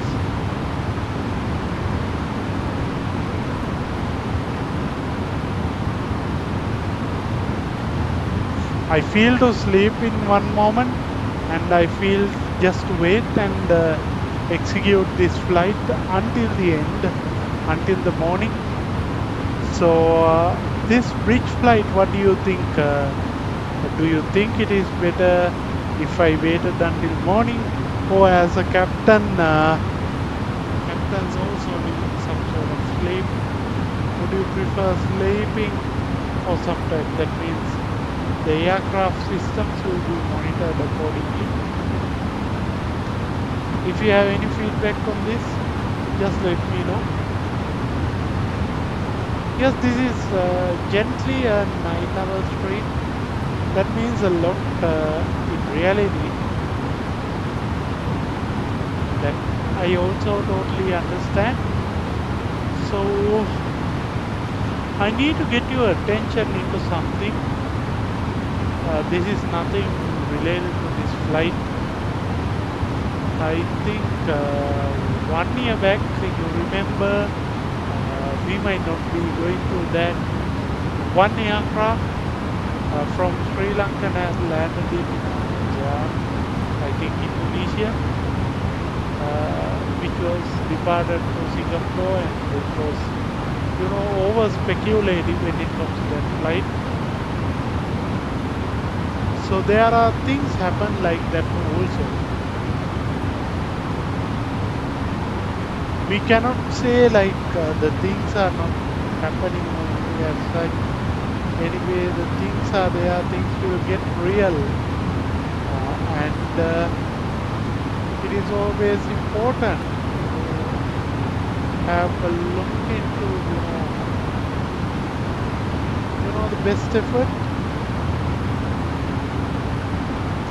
I'm thinking of developing something because you cannot see the progress of the aircraft and everything. So if I have a API, I thought it will be better if I can do that.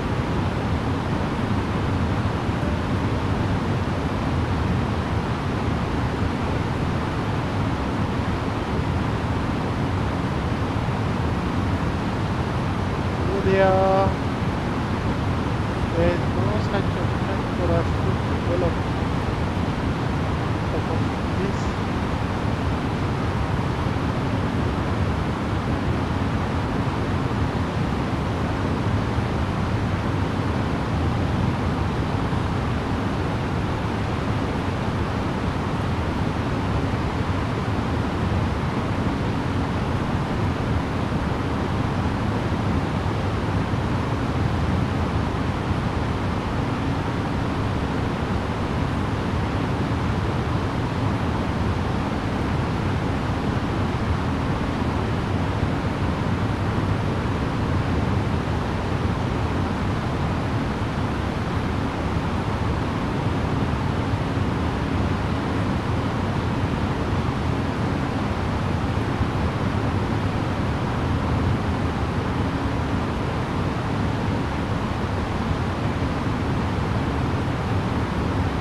Unfortunately, we don't even see any ATC right now, but in few hours it will be morning in Vietnam, and the other region you can see the galaxy of the world. Over here it's a nice galaxy machine. Look at that. It's a beautiful bird out there alone in the sky. With less aircraft, of course. Right now I'm in VATSIM, but in VATSIM I don't have much of ongoing this thing. I have traveled 331 nautical miles, but still I have to go around 3,406 nautical miles to the destination. So right now I am going through Bay of Bengal. Actually, the region weather is becoming worse and worse right now. If you are in my live stream, just let me know what do you think about it.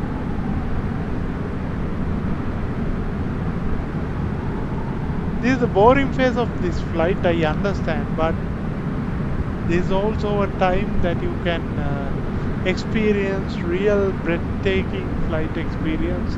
I think I fly the long hauls very rarely, so this is one of these. And when it comes to long hauls, I prefer to run to specific long hauls based on my preferences. It depends on how it turns out, but when it comes to the number of pilots and everything, as virtual pilots that we have to put, we have to follow this.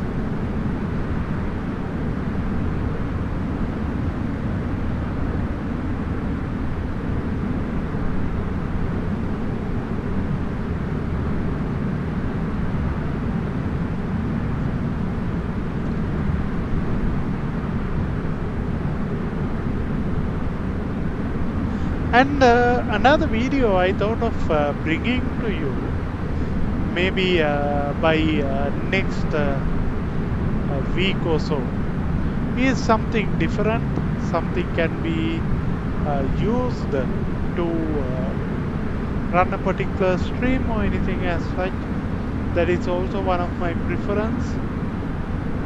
You can see like once we airborne, right, aircraft is going without any challenges, but still this is nice, and the aircraft lights are left, but it is getting day also. But still in this flight I cannot see any of the progress as much we expect this kind of plane. Right now I'm working on something as an add-on that I can add to the network. Let's find out what we can do.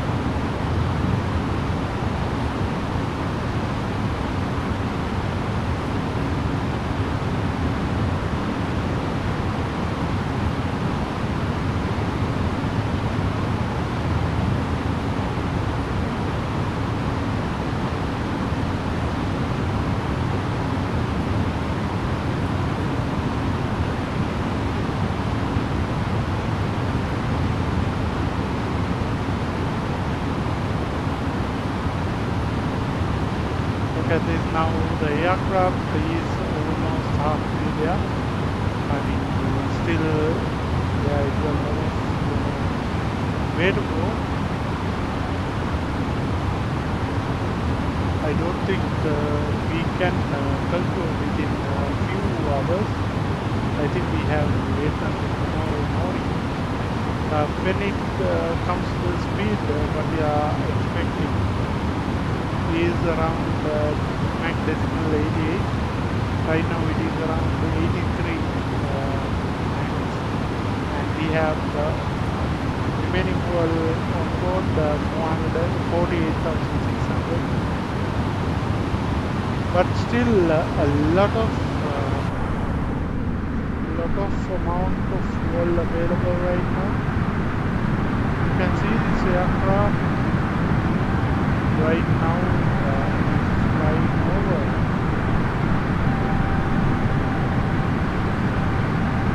Right now I am in the wing of the aircraft.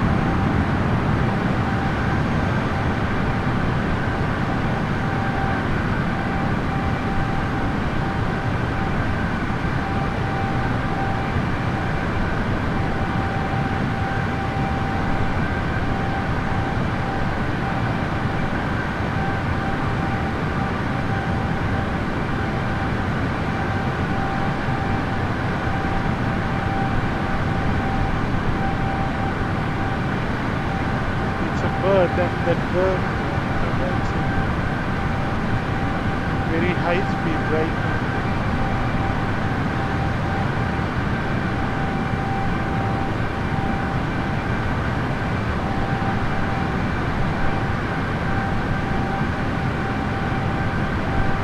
Within around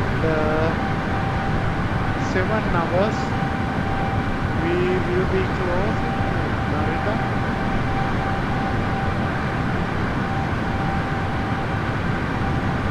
That is the plan.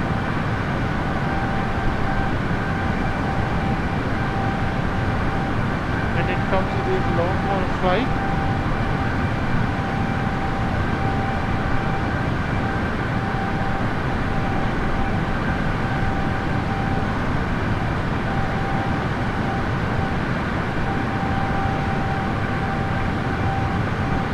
this is in bit lengthy situation when it comes to the London Heathrow to Colombo. Same way, now we are going to Narita. Let's see whether we can go from Narita to another location using VATSIM configuration. Right now we are cruising. Cruising means we need to go quickly. It will take a little bit of time, but it will eventually go to the destination. There is no problem on that, but there are certain elements are changing based on the flight. But let's see how the final flight goes into.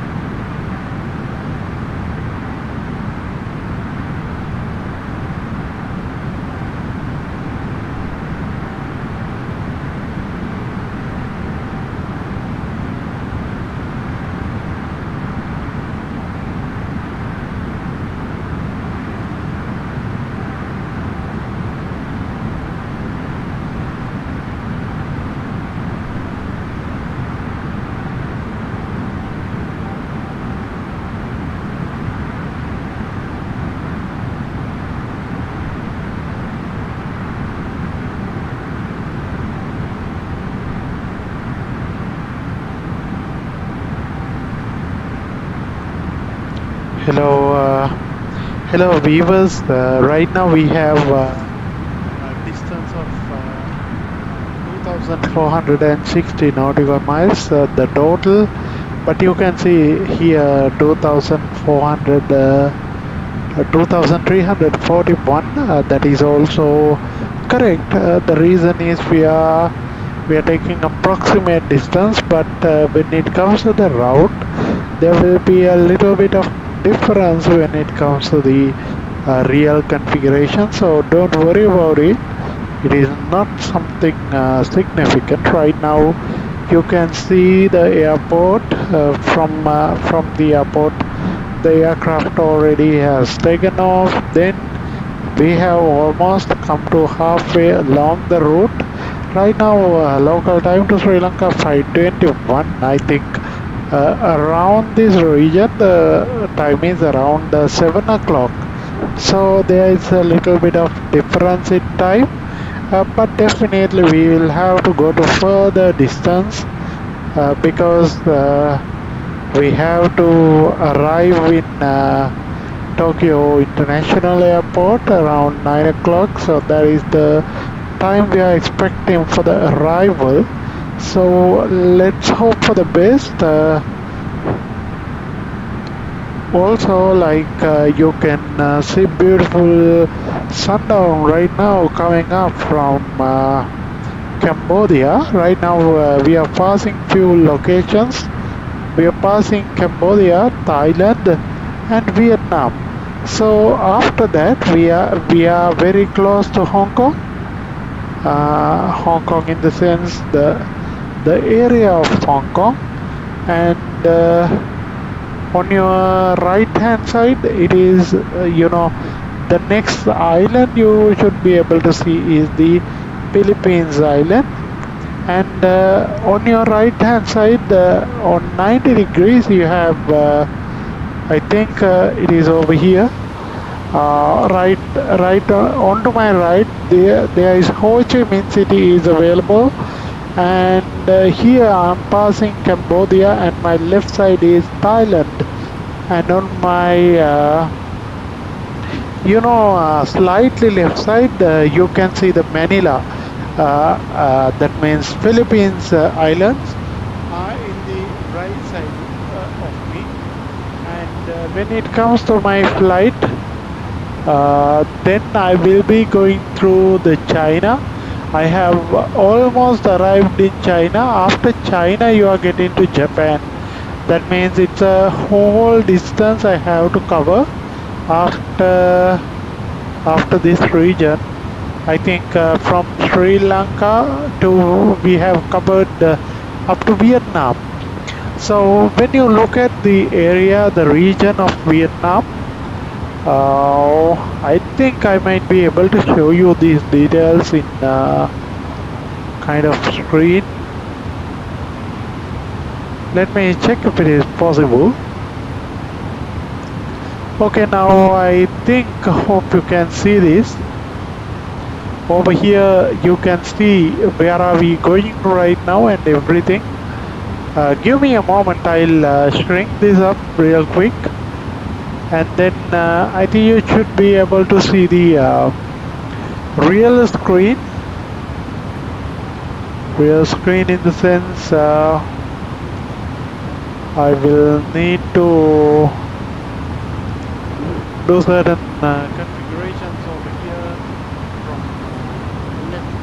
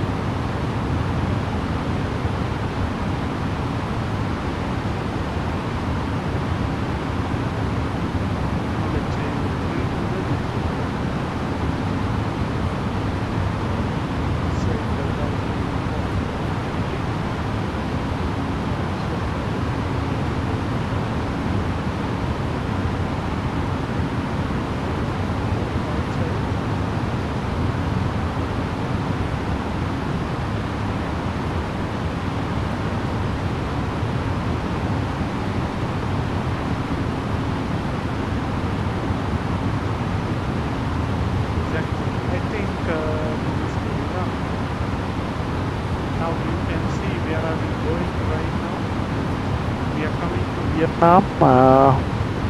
I think in a small screen you cannot see the full story. Let me check. This is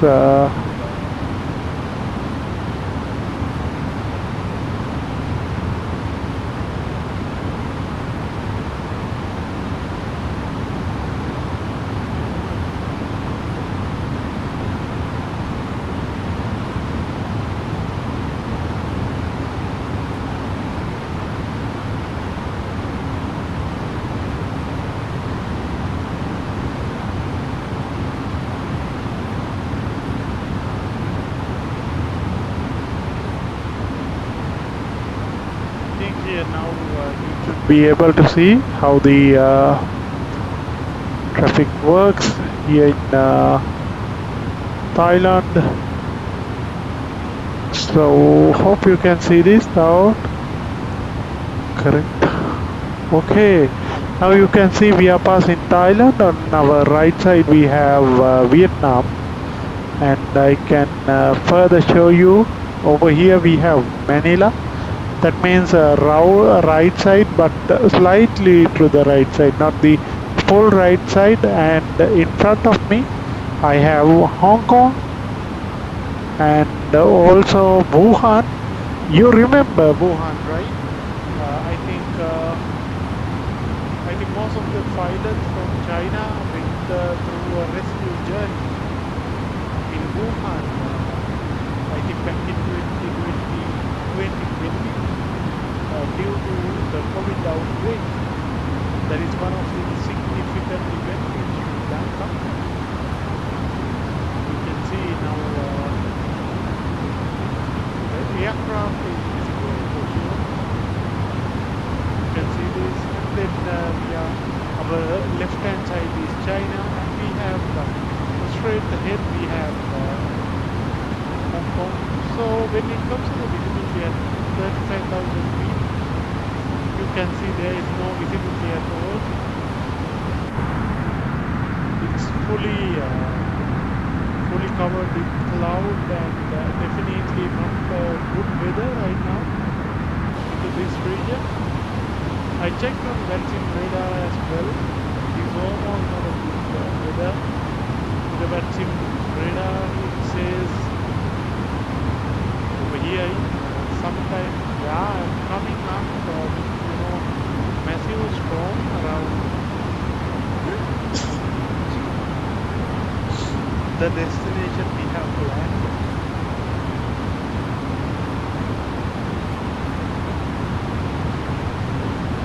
The destination is long way far across. We need to travel.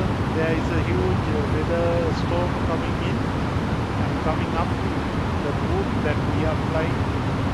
You can see everywhere it is something virtually impossible for us to cross as well. You can see we are facing huge headwind that will give you humongous amount of drag to our aircraft, but still it is flying better. Just came outside to see the current configuration. You can see my aircraft.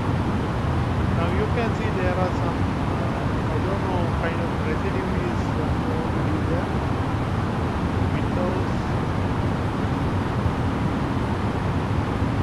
It's kind of that flying vehicle, like rocket kind of a thing.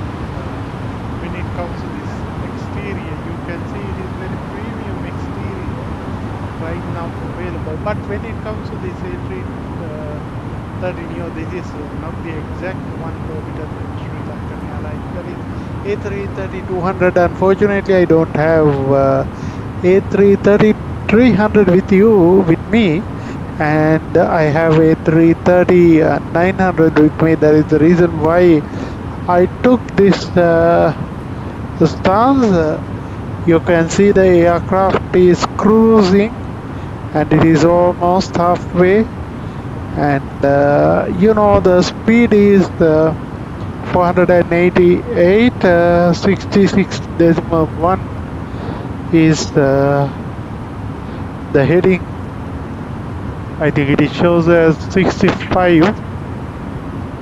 So that is obviously in the VATSIM, but the reality is 66. You can see this is the VATSIM, but this is what the company route says. Just have a look into this. Right now we are passing Vietnam on our right, and just after that we are in China. We are in China Airlines. It's kind of rocket when you see just the tip, but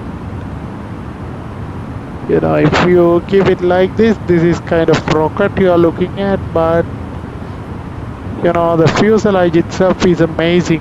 It's a very beautiful fuselage.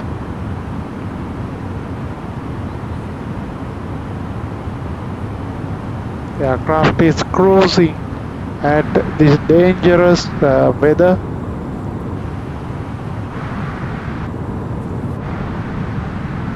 I think in any moment we can experience weather related.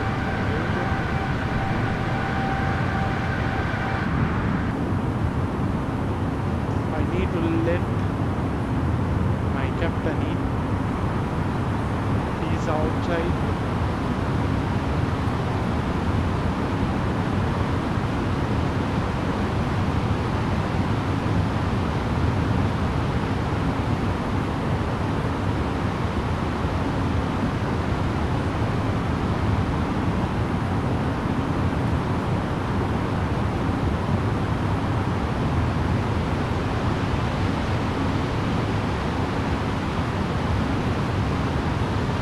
You can see this is the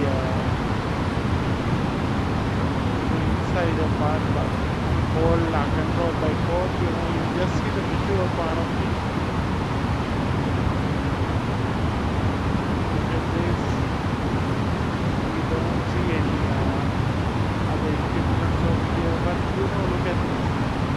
I think this is A330 aircraft. Checklist over here. One second, I will share it with you.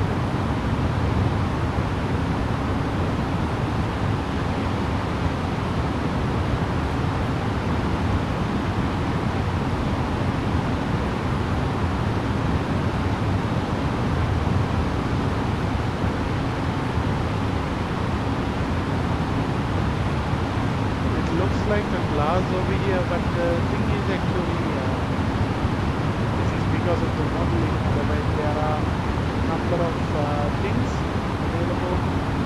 When it comes to the pilot seat, it is almost same and identical to the seat of A320. Much difference over there. We can do some of these. Can adjust this seat. Small.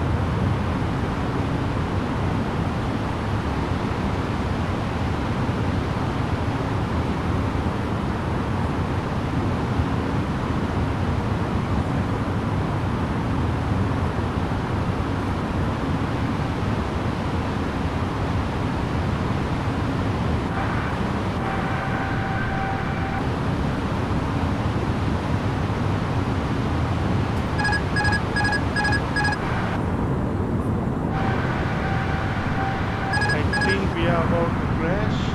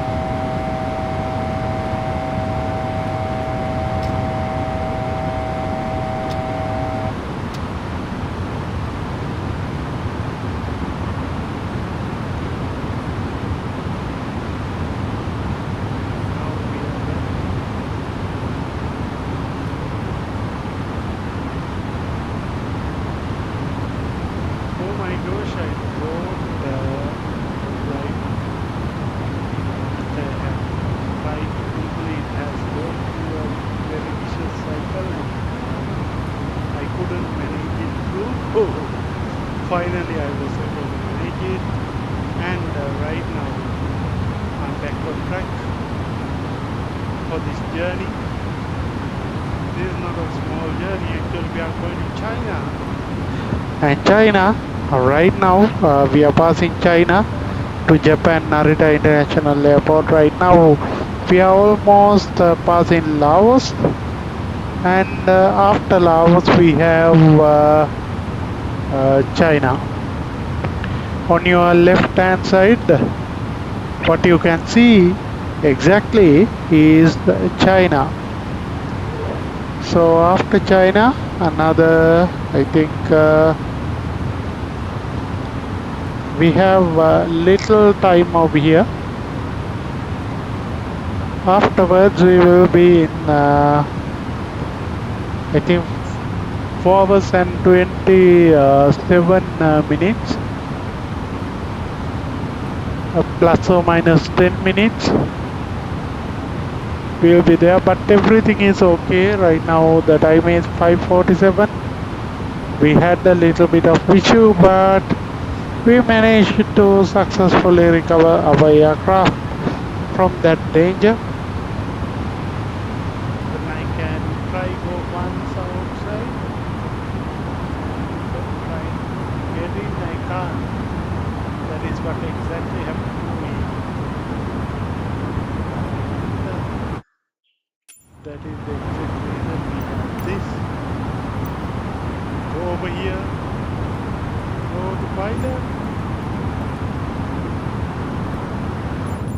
and this is the pilot profile of the landing. Kind of views are there, but we can definitely go to instruments. Now we are inside.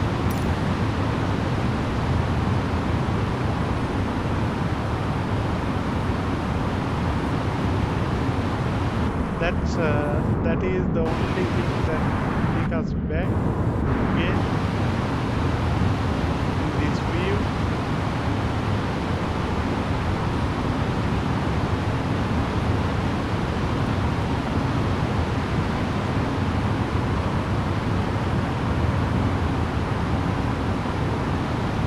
I think the next task could be recovering the pilot view. It is outside.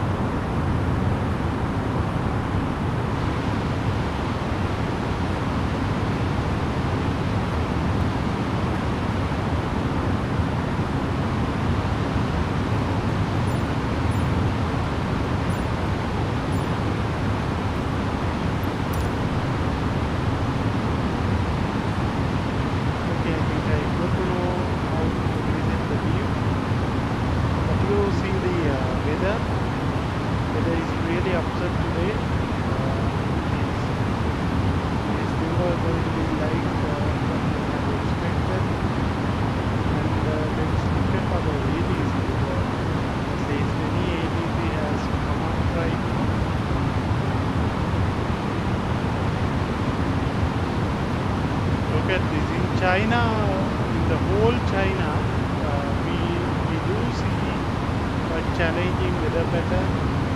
Actually, there is a lot of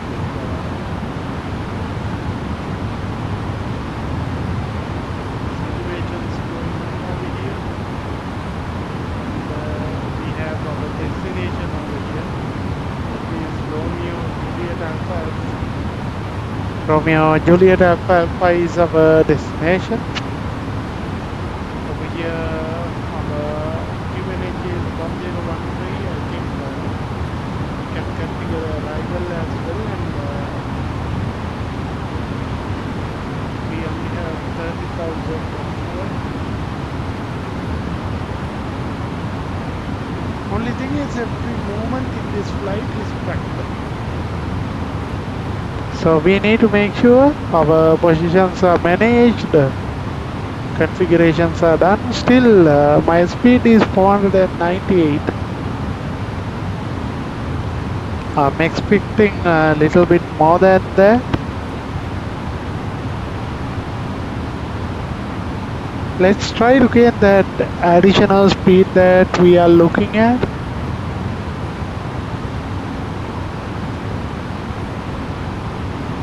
Right now we almost at halfway of our flight.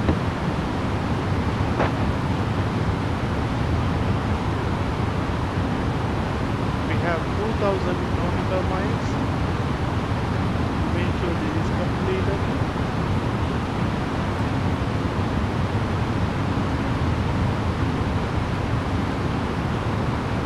We are passing through the China, and then we are coming to the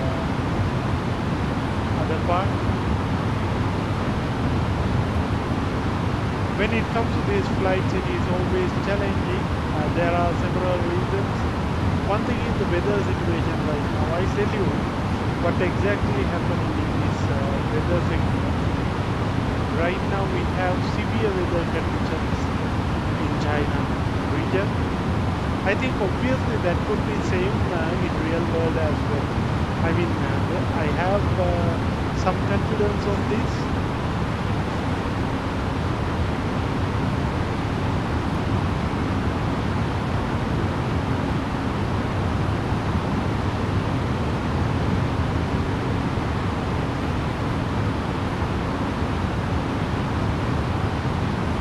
Today weather is not that good.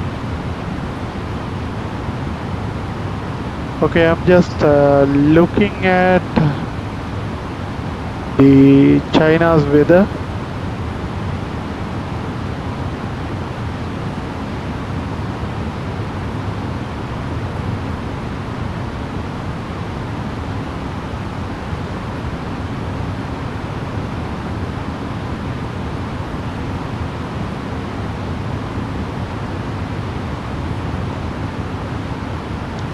So Saturday we have some rains.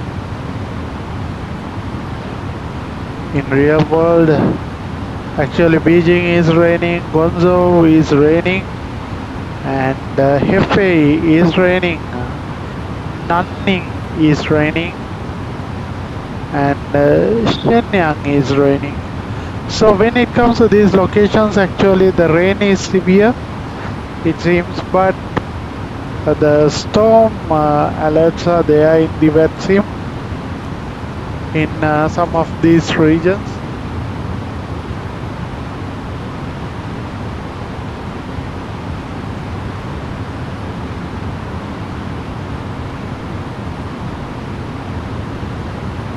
Okay, look at this. China Daily say Mayasak, the first typhoon to make landfall in China this year, approached the southern island province Hainan on Friday, triggering widespread transport disruption, school closures, and heightened. That is on 3rd of July. Transport disruptions, school closures, and heightened warnings for flooding and geological disasters. The storm was located about 155 kilometers southeast Lingshu, the autonomous country, early Friday, with a maximum sustained winds of 85 kilometers per hour, according to the Hainan Meteorological Service. The agency upgraded its typhoon alert to level 3 under its 4-tier warning system, moving northwest at 10 to 15 kilometers per hour.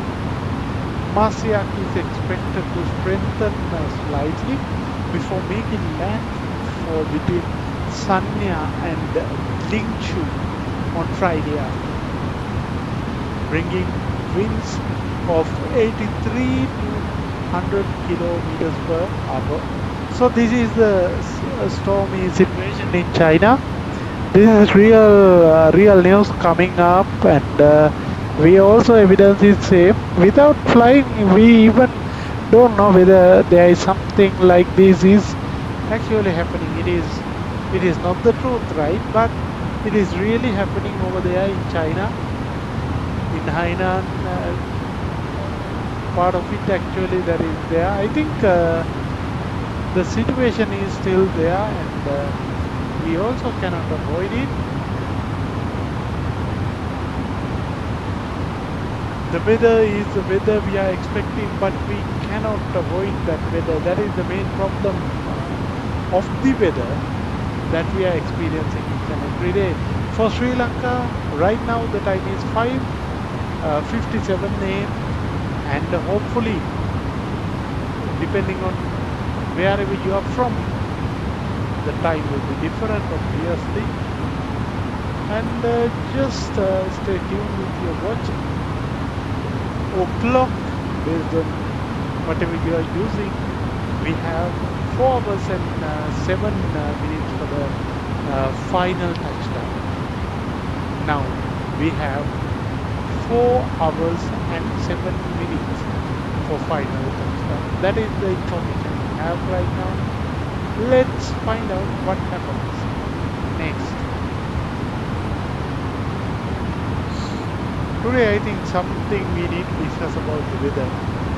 I think since we are flying, I think it is always better to look at the weather situation as well.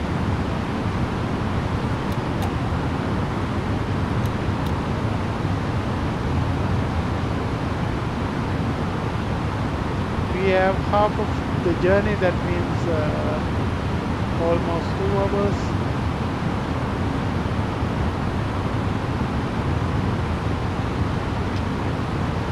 Somewhere over here we should be giving it.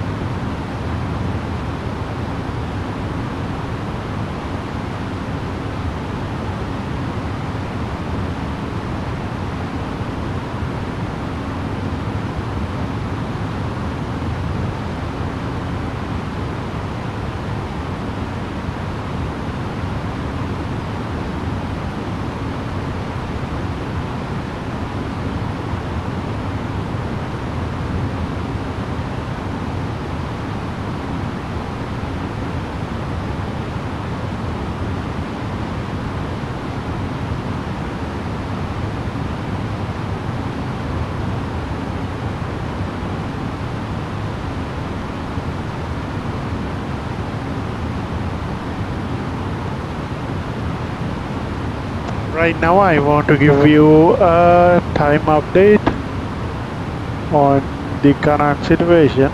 Right now our flight is going well and we just passed the Hong Kong, and then on right now we are above the sea. You can see the sea, and in front we are crossing Vietnam. Sorry, the Taiwan. From Taiwan we are turning left side. Actually, you can see, I think within 320 kilometers we cannot see our turn, but after we just passed the Taiwan, we can turn left side, or maybe on our right we should be able to see Taiwan. Let's see how it is going to be for us. And if you look at right now, we just started our day, and that means you are flying again to our destination. That is the purpose. Right now we have done the cruising. We need to do the configuration of the flight. That is what currently remaining.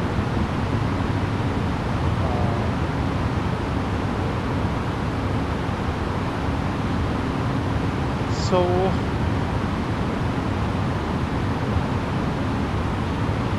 that is what we are trying to achieve right now.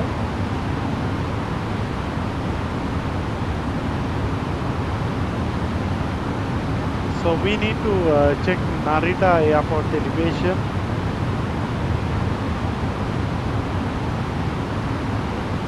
So when it comes to the airport at Narita, it is about 135 feet. That means 435 feet configuration for landing. We need to maintain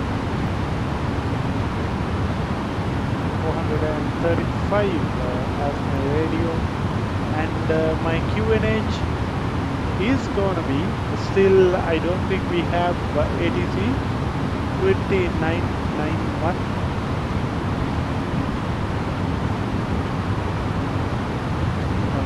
When it comes to the 2991, we need to check that obviously. 2991.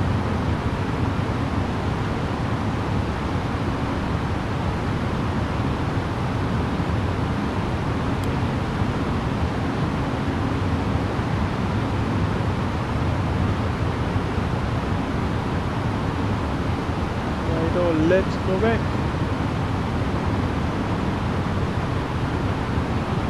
Okay, over here that means it is standard QNH is there, 1013. That means we can directly put 1013 over there. And when it comes to the Narita temperature, that is 24 Celsius, and looks like they are following the US approach. This is the first time I'm entering in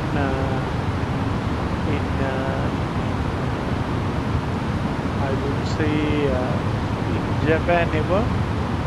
Right now it is 180 at 180 degrees at 3 knots.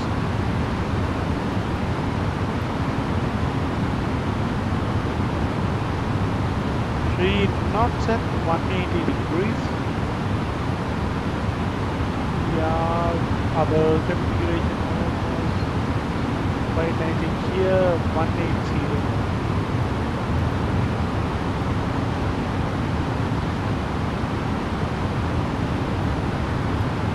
I would select 180 and 003. The wind component is for now is not up to the level that I was expecting. We have some fuel remaining for our remaining journey. We don't have much time to travel now.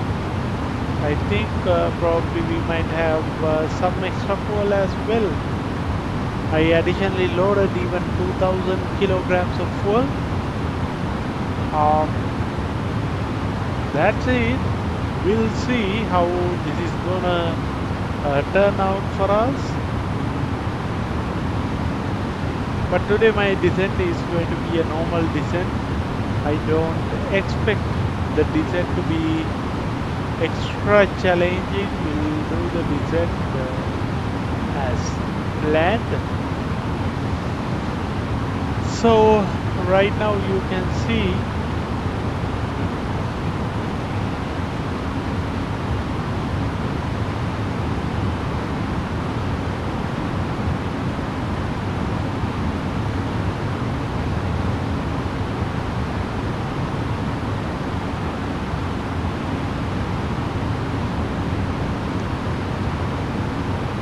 as you can see, we have 1,391 nautical miles based on VATSIM calculations. But here, I think it will be slightly different than 10,516. The reason is the radius. What we are looking at is the radius as the destination, but the aircraft is looking at the real length of the waypoint. That is the difference we are talking about, but that is totally fine. So let's find out what will be the time the arrival the landing. So right now we are in the flight level 350 and we have standard QNH ready with us on board. We still have a lot more to go. We are just passing. You can see we are seeing China's border extended from us.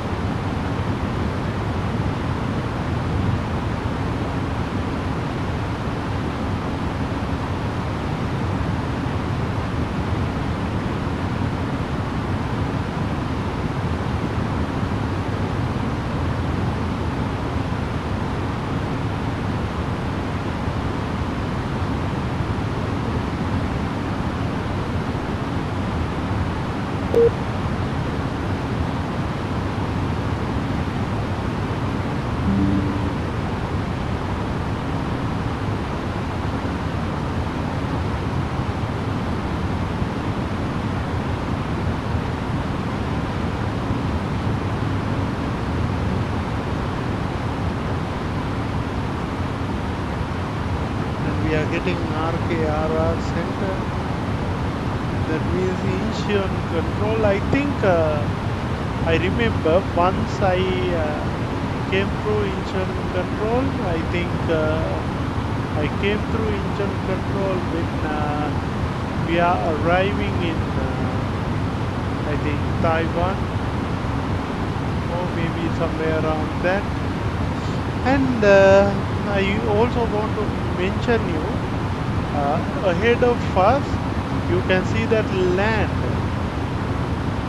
So if you are wondering, the land you are seeing in front is the Taiwan.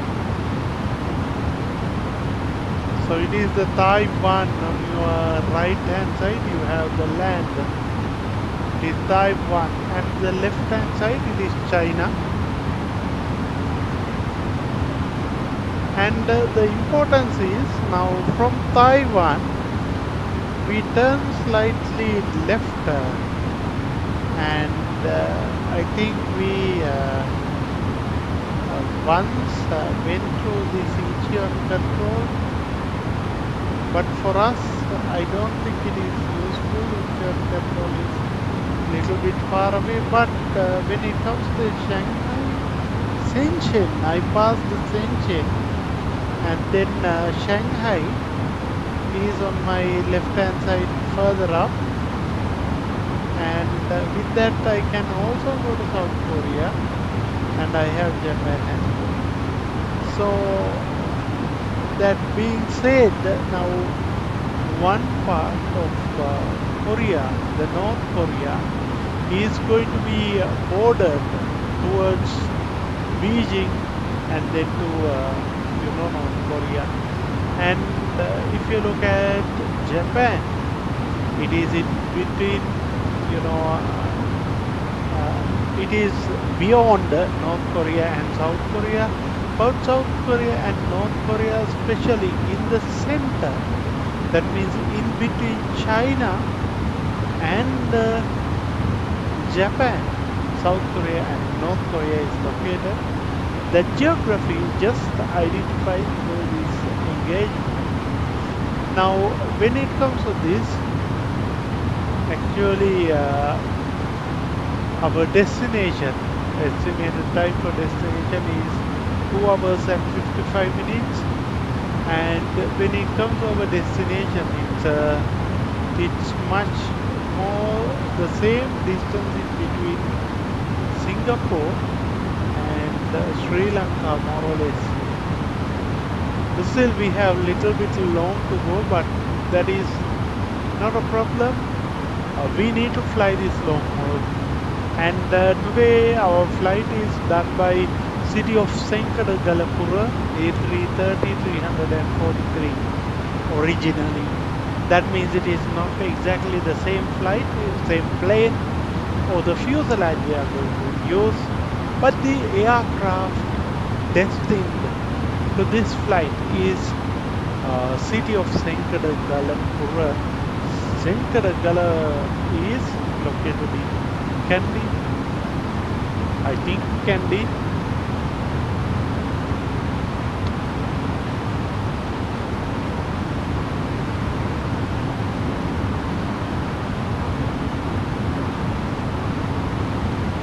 Yeah, when it comes to Galapura, that means City of Kandy. Aircraft is traveling to this particular destination. From MKG we are turning left, and then we have up to Bordeaux. You can see there are some mountains in, there are some political tensions in China and in between not Vietnam, Taiwan. I think probably the main reason is they are very close each other. In fact, they are real closer. The China is kind of, Taiwan is kind of island nation for China and Hong Kong. From my understanding, at least, that is what I understood. Look at Hong Kong. Hong Kong is somewhere above, and Shenzhen is just below that. Actually, if you remember, most of the time when you talk about electronics, right, we are coming to Shenzhen. by electronics. No other place. Now I'm coming outside. This is our city of Galapura or else Kandy. Look at these guys. This is a very nice view of of one of the island across Vietnam.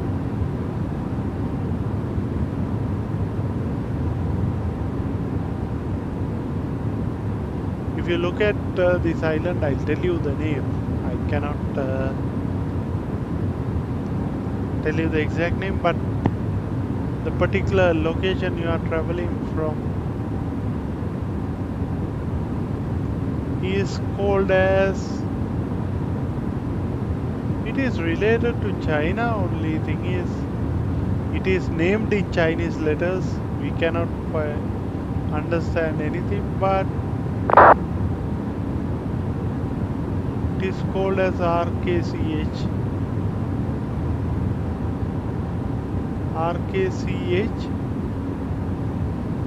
Let's find out what is it.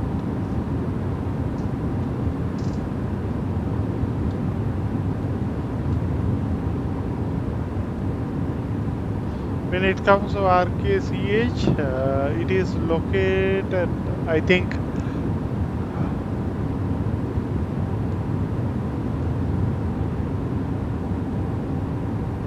okay, RKCH Namji Airport, South Korea. Oh my gosh, it is also part of South Korea. Could it be? What do you think about it? I think we are passing one of the island, but we don't know the name of that island. Okay, we got it. That is called as Baisha Township, Uxi Township, Shiu Township. Shiu Township. What is it?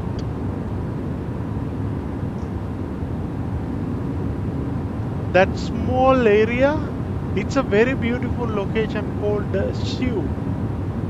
It is Shiu Township, means it's a rural township in Penghu country, Taiwan. So it is related to Taiwan itself. Actually, the land right over there, I think we just passed it out. You can see it beside, this is kind of rural area, but it has the airport RKCH. And then we are coming to Taiwan. Look at these guys. This Taiwan, I never been to Taiwan, or I never heard where it is. I know it is related to our religion, Buddhism, but we never, never really look into that particular destination.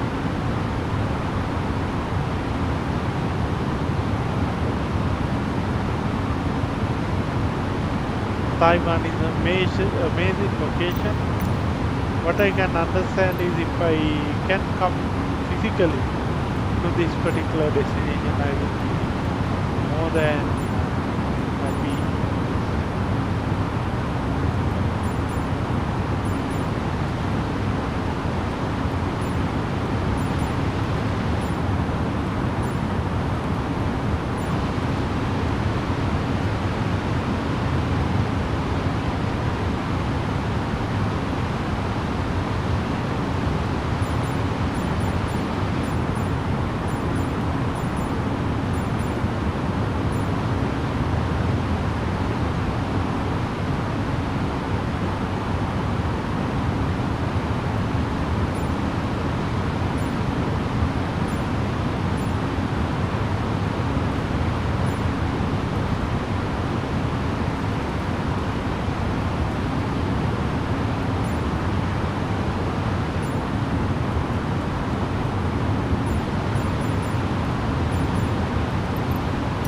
We are all good over here. Now another 2 hours is there. This is sleepless flight which we have taken after today. Now it is almost daytime. and we have very beautiful Taiwan on our right. So when it comes to Taiwan, Taiwan is, it has very beautiful, when it comes to Siu Township, it's a very beautiful archaeological center as well. It is about like 18 decimal 714 square kilometers. Major scenic spots include some forts and lighthouses.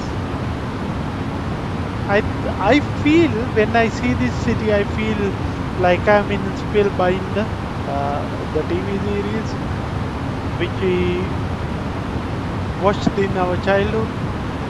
I think that is the same exact thing I recalled when I saw that particular location. The location specially is very important, very nice location, and I think we have relationship to Taiwan in terms of the Buddhism. Buddhism is one of the philosophy that we are following, and we have some roots in Taiwan. Let's find out what is it. Siu Township.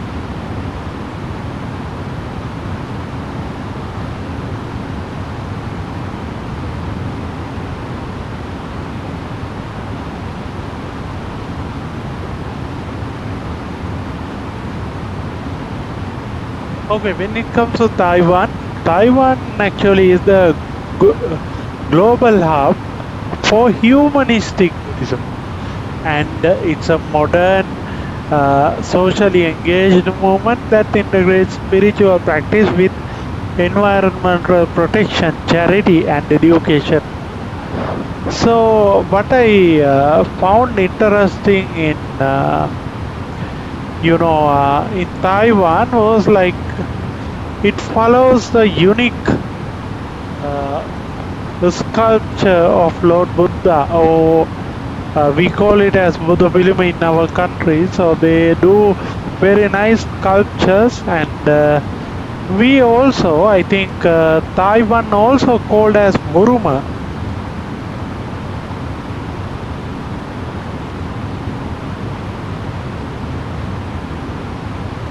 Now, Burma is Myanmar, but it is a different place. Taiwan is an island nation in East Asia, while Burma is a country in Southeast Asia. I think we haven't go to Burma. I think Burma is where we are going, right? I think Paro is at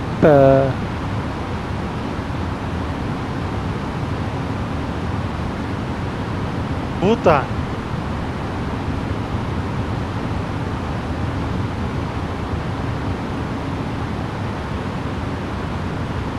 Is Bhutan and Burma same? No, they are different places. Oh, Paro, Bhutan, city of mountainous country of Bhutan, famous for stunning valleys. Okay, Burma is where it is located in Myanmar. I have never been to Myanmar. I think we should do a special flight to Myanmar. So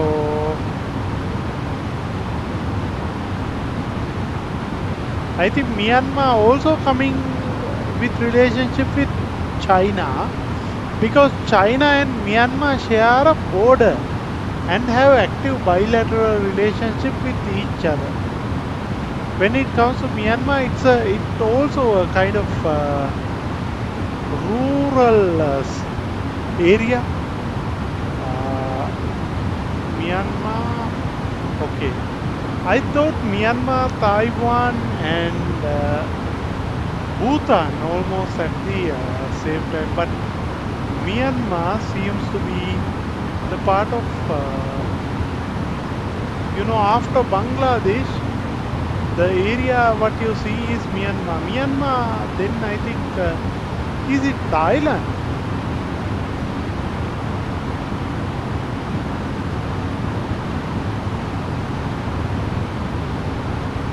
No. Okay, Myanmar and Thailand are two distinct, independent. However, they are direct neighbors. Myanmar, formerly known as Burma, is located west and northwest of Thailand and share border with Bangladesh as well. So, and Taiwan also have a very close relationship with Buddhism. Because people used to fly to Taiwan. Mostly Sri Lankan citizens are flying to Taiwan. We have witnessed that, we have heard that, but we never had any sort of relation to that. But they are also from China, right? Because they are also coming from China.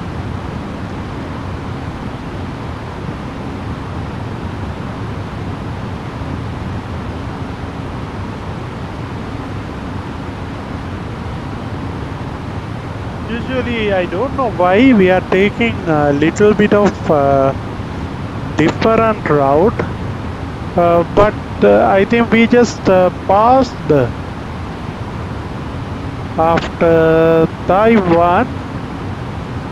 Yeah, I think we are getting closer closer to our destination. Right now, we are passing Thailand, and I think we should be spot another aircraft passing us. I don't know at which altitude. Maybe we cannot see all. In a moment we should be able to see that.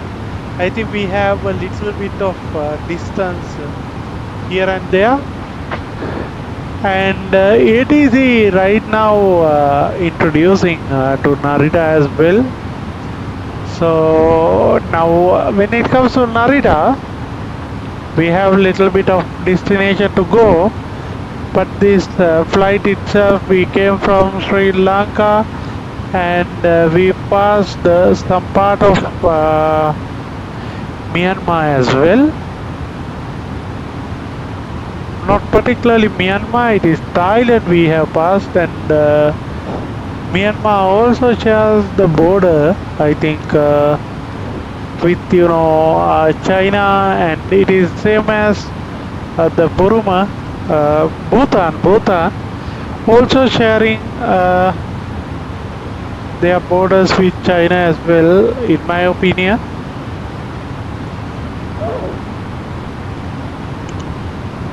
So we are coming closer to our destination as well. Tell us, what do you think about this flight? Now we are getting closer and closer, and I hope you will be a person, or you will be a person who will be flying with me today. This flight is going to be very amazing, and this was a real-time flight. And I think you remember that I told you there was a conversation happened between the departure, mainly from the taxi part, that there is a small rain was there in Sri Lanka. Now that rain has become a real thing, and you can see our timelines are getting tallied with each other, what you can see on the video. It is a new feature I have introduced right over here, exclusively in Fly with Dulip. You can see this new experience on top. Now I think we are getting closer and closer. We have only 2 hours and 22 minutes for the destination. So what we experience is the same in the dashboard as well. That means we are getting moment by moment we are getting closer. That is obvious. You can see that either from this or the EFB. You can see how this is behaving, but we don't know what is the weather right now. Look at this. We don't have much strong weather in Narita. This landing is going to be smooth as ever. Look at this is Taiwan. We are going over Taiwan, and I think over there one flight is about to depart or arrive. I can't anymore see that flight, but this is the runway available in Taiwan. But look at this. Taiwan is an island. I think it is a little bit bigger than Sri Lanka.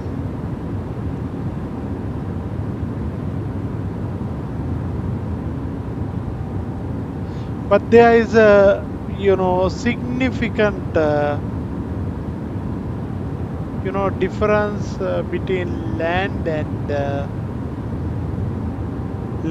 the mountains. Look at these mountains. There are huge mountains available.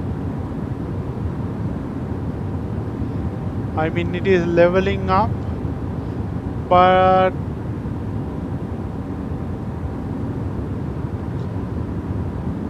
still it is not as well. Look at this is our Sri Lankan Airlines passing on over Taiwan. This is my evidence that I am passing over Taiwan.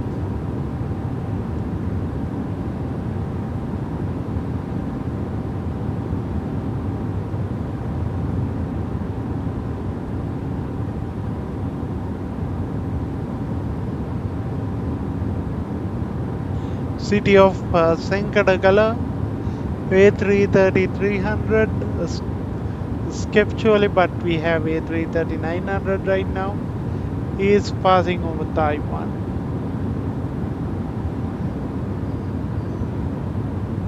I think we are just passing the borders of Taiwan.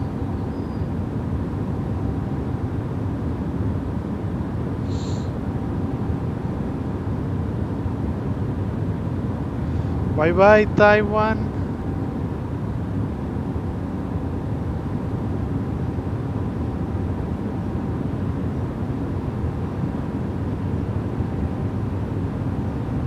Only problem is once I came outside I cannot get back in.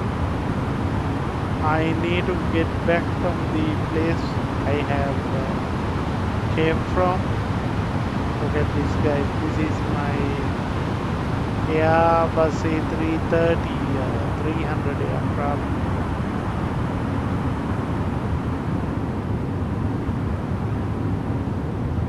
It's a very closer look.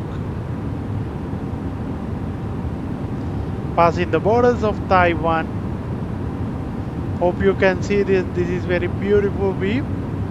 You are passing over Taiwan.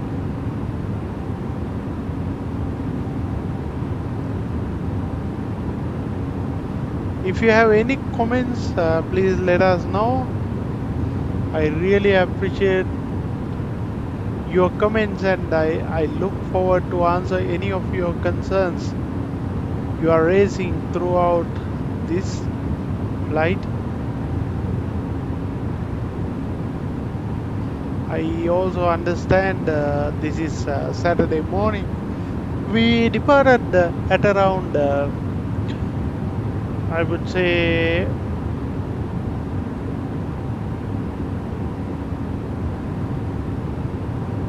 1 o'clock from Sri Lanka time, but now the local time to Taiwan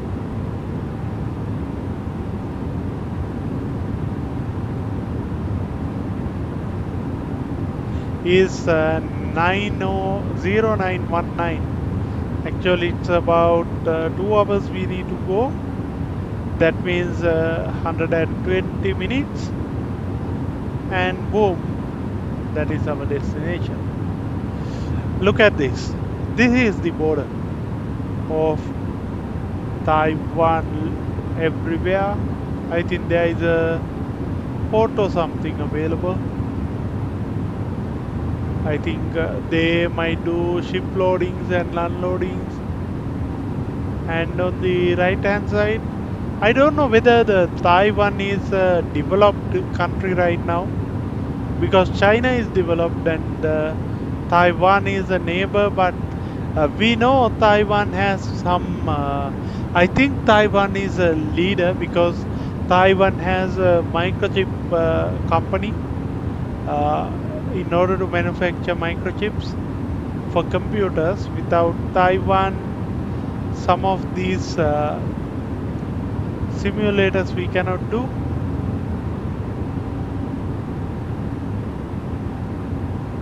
Now I think there is a bit of white space.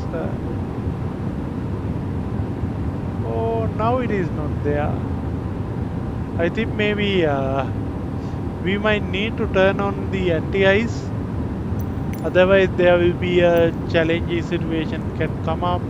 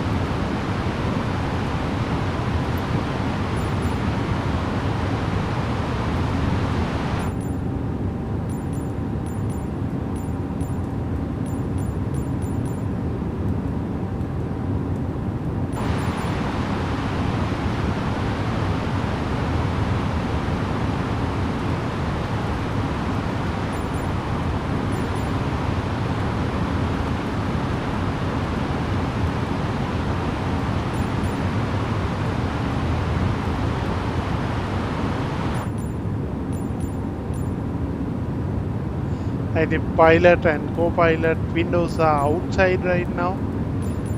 We need to do the same exercise to avoid this issue.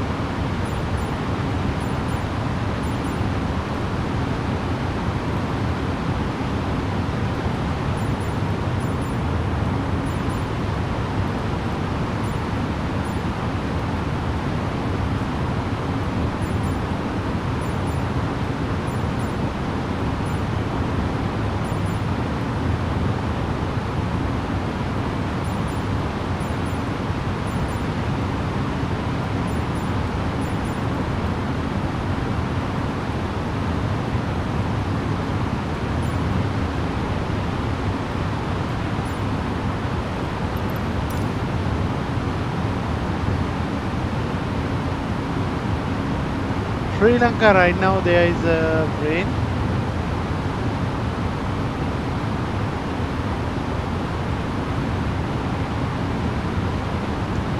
Narita arrival we have about 3 hours according to this, so maybe 0304 Zulu.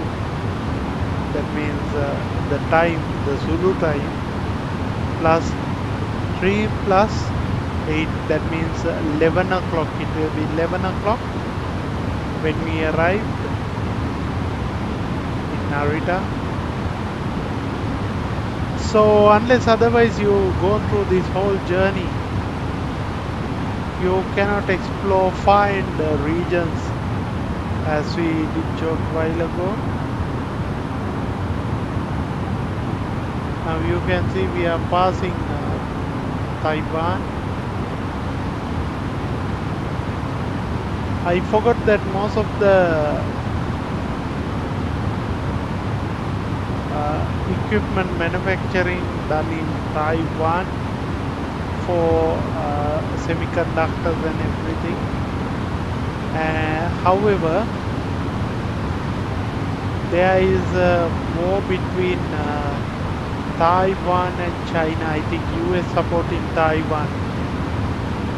Now I remember certain stuff. Taiwan is a country that I have heard of but never explored. Let me know what is your opinion if you have this kind of geographical exploration while in this kind of flight is very interesting.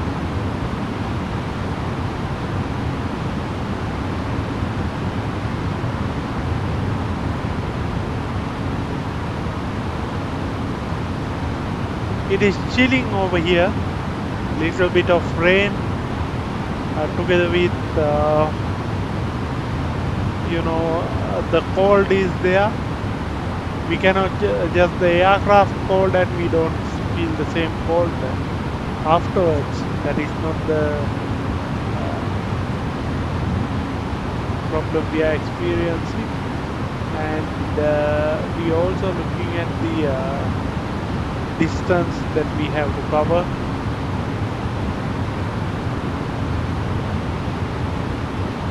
I think since we have passed Taiwan,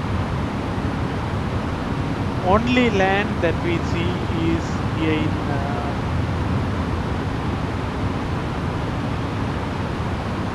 in Japan.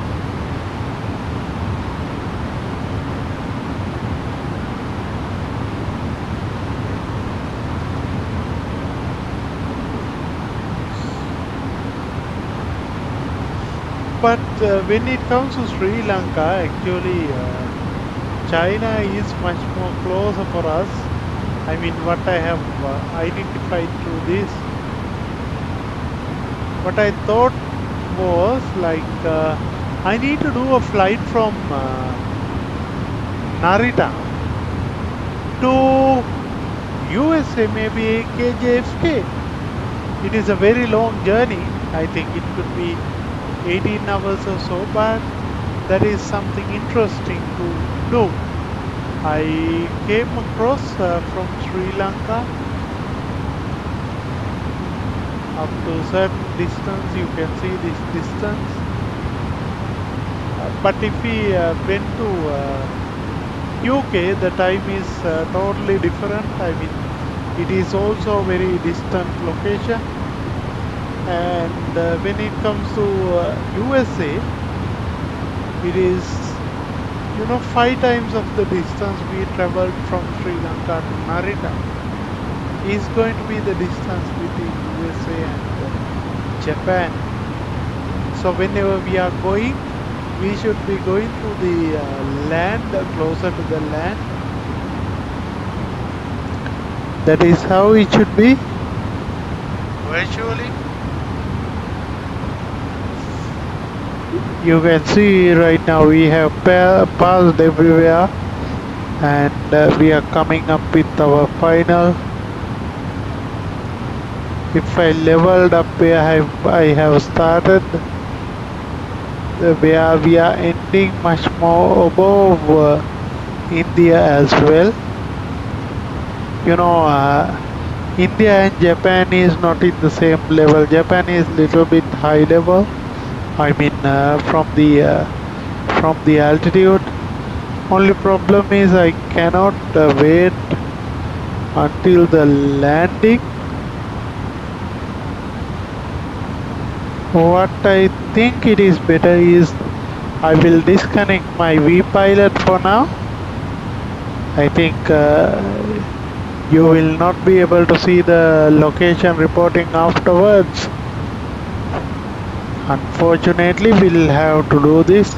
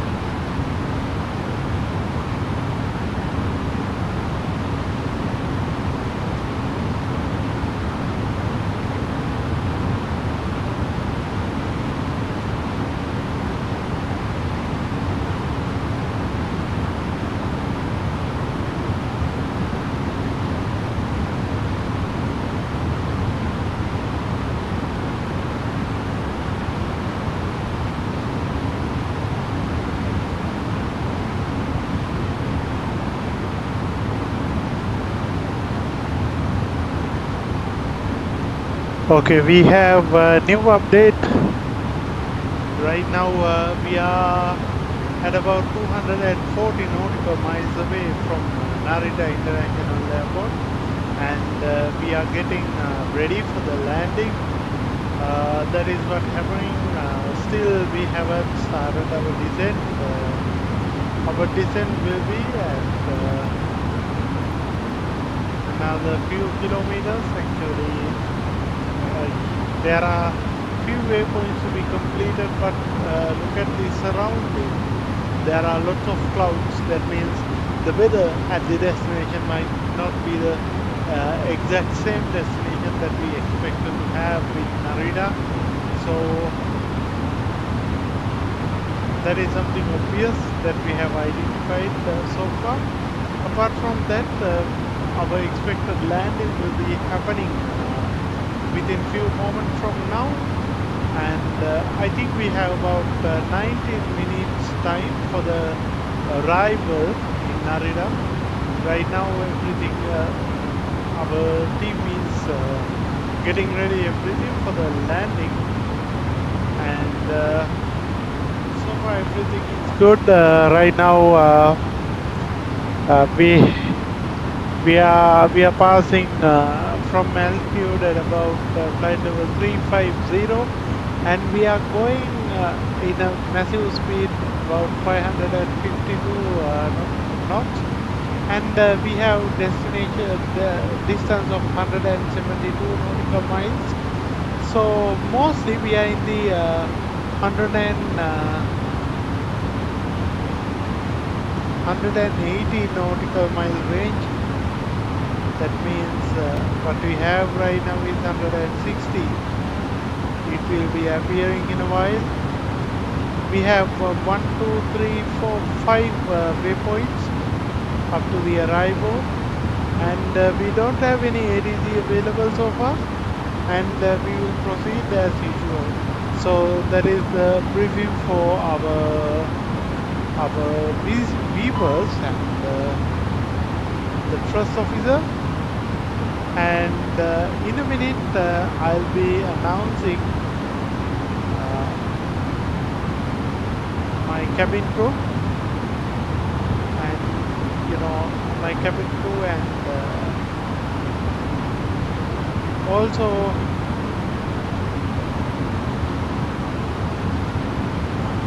my passengers.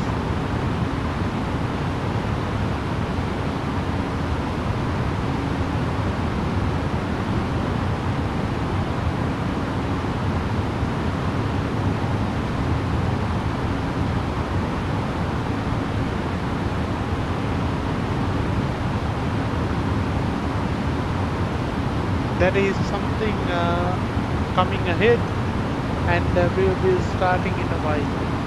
So some time, I think within next few moments.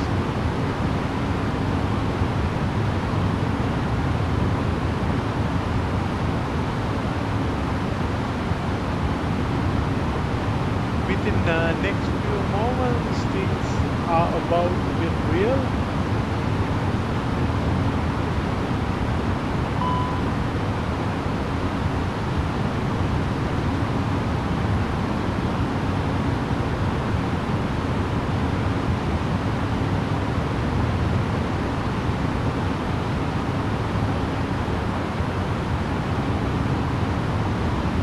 I think our fuel is at low level.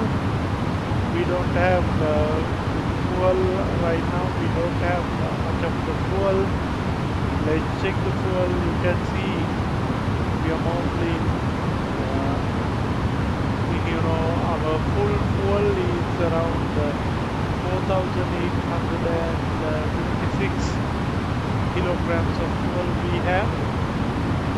In the left tank we have 2,364, and right tank also 2,441. In the meantime, let's check the tanks from above. You can see we have utilized about 52,750 kilograms during this journey, and still there will be some further fuel, and here fuel left and right between tank level, fuel mode select manual. If no fuel leak, X-feed on. So we can turn on the X-feed right now because this is not an unusual behavior.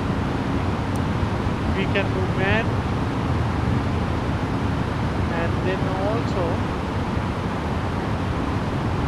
we can turn on the X-feed on.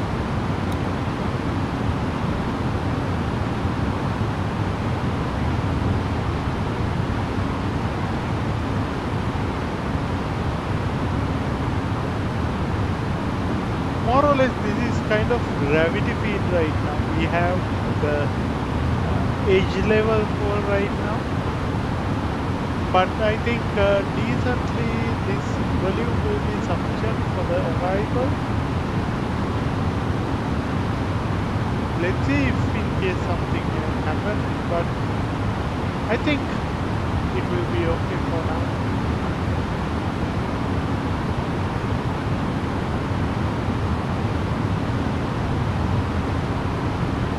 We are going real fast right now. I mean, we need to make sure we are landing at the correct time and with the correct level of fuel in our tanks. That is something we need to make sure we have with us, and we have to be patient in this phase. First thing is we don't have sufficient fuel. Second thing is we don't have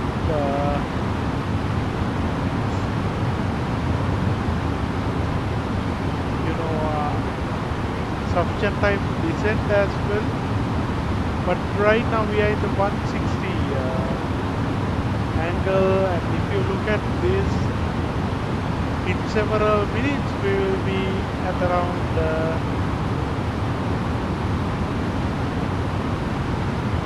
80 nautical miles. So when we are in 80 nautical miles, what we can expect right now, based on this scenario, is we might not be able to see the runway because of the current visibility conditions. We don't have any up-to-date information on it, but because we don't have the ground ATC right now, 2988 in HD, so we'll have to check that.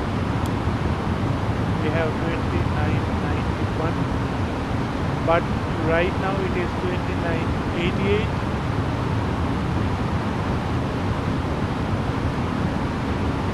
Let's look at the QNH 1012, and here also I'll make the QNH 1012.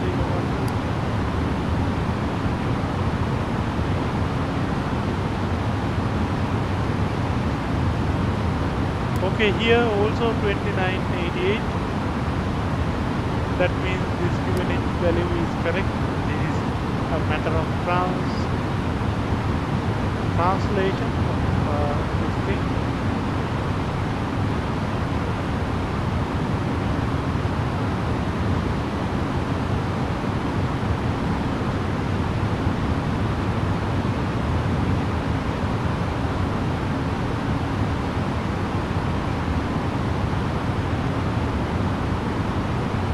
We have 4,000 kilograms.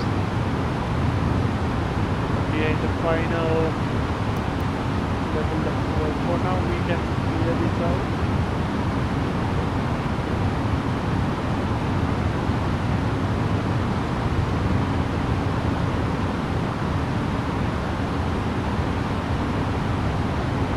It is always better to be in a particular altitude. Right now we don't have to descend. You can see this. I think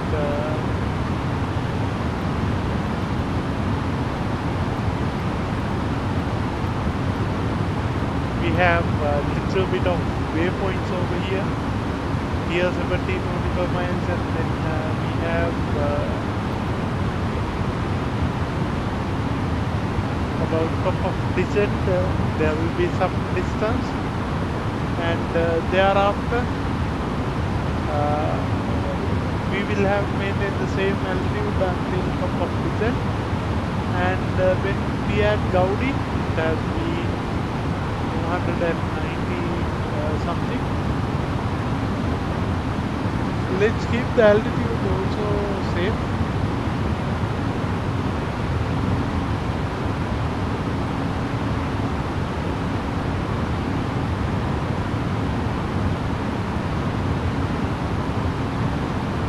Now the fuel is also going to be a critical factor in this flight. This is the final phase we are going to cover up today.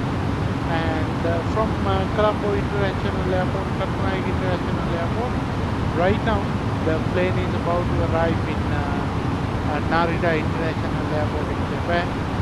So I think stay tuned. It is the best thing. Right now we are quickly arriving.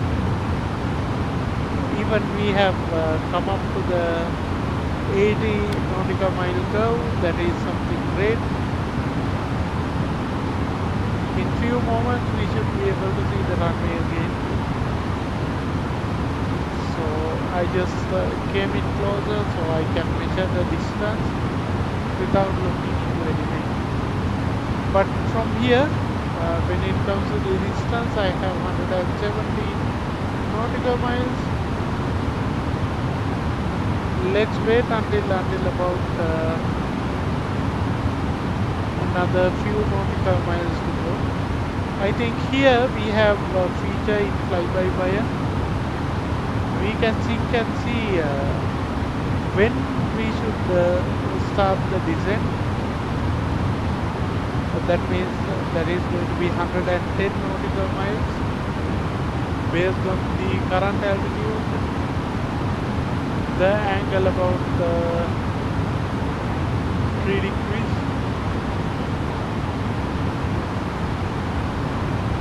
When it comes to speed, you can see it is currently flowing over Mach decimal 839. We are coming faster, but definitely we'll have to wait a little bit of time to make sure our landing is, is getting ready. Still, we are coming in the circle, and I think I have introduced new feature. Right now, you can see this overlay on top, right over here. So this is the overlay I'm planning to maintain the future of my flight. You can see we have only 82 nautical miles. That means runway will come up to our visibility in no time, and then we are waiting for 60 nautical miles circle, and then to 20. You can see the runway is appearing on my left.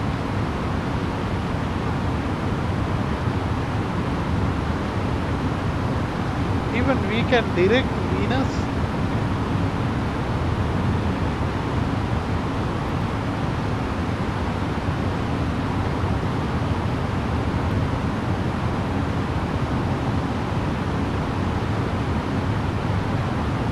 Now I have made it quick a little bit.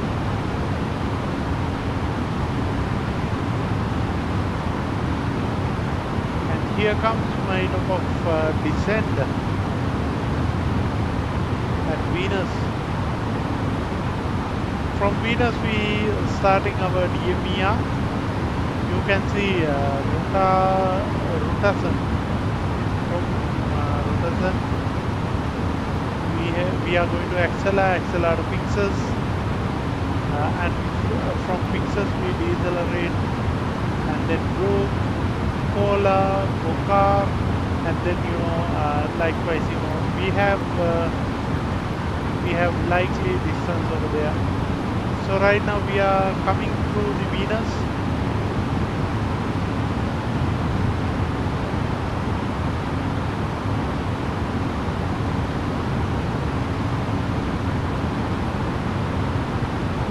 Hopefully you can see right now we are in,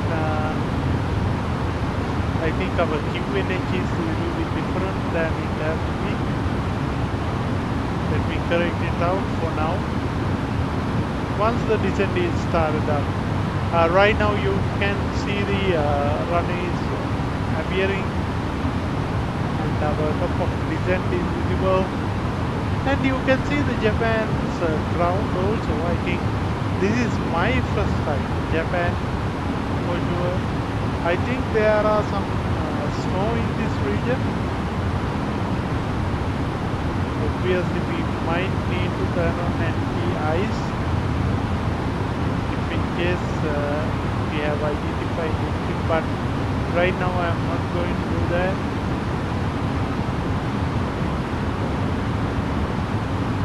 And we have about 136, so we will be at after Venus we will be at Gaudi. From Gaudi we are in top of descent.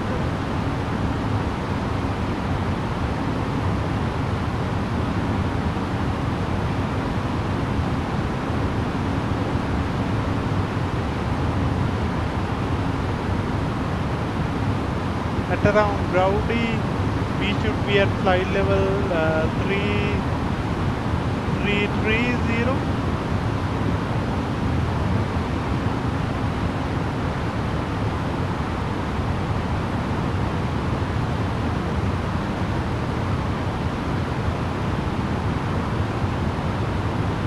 Ladies and gentlemen, we have begun our initial descent to Narita. In preparation for our arrival, please ensure that your seat belts seat back in a full upright position and your tray tables are stored and locked. Please verify that your carry-on items are securely stored either under the seat in front of you or the overhead bins. If applicable, add details regarding Wi-Fi electronic devices. Please conclude any of use of in-flight internet services. It will be disconnected shortly. Please ensure your seatbelt is securely fastened. Our flight attendants will be passing through the cabin shortly to conduct final compliance check and to collect any remaining service items. Thank you for flying with us. We will be starting our descent. We have started our descent and we will be starting our major descent in few minutes. Thank you very much for flying with us, the Sri Lankan Airlines. Right now our flight level is 330, but still we are at Venus. By Venus we should be at 327, so make sure we are in 320.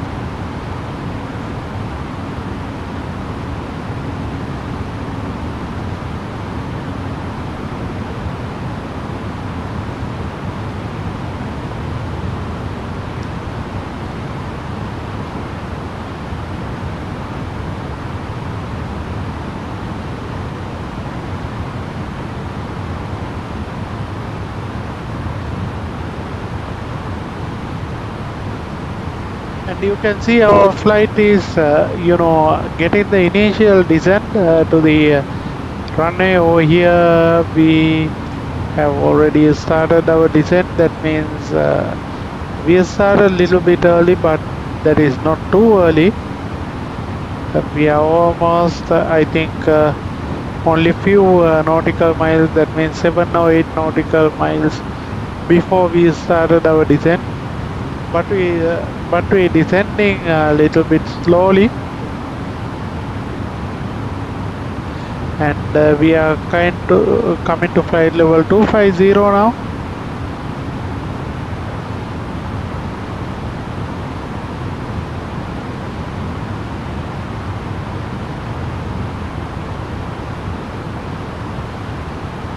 Hopefully you can see we are coming to the descent. And you can see the Japan as a country on my left hand side.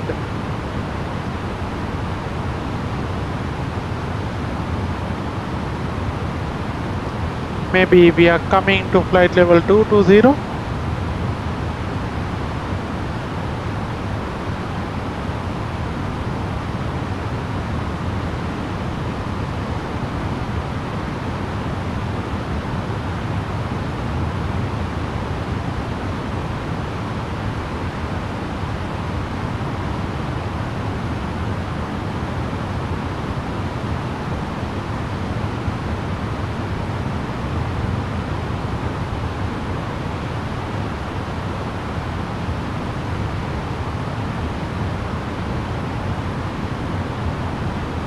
We should be at 10,000 feet during Noma.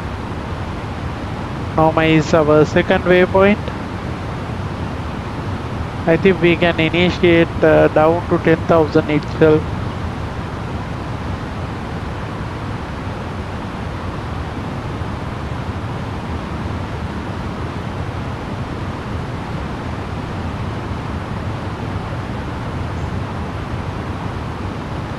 Yep. Now the descent has started. Everything is working great for us.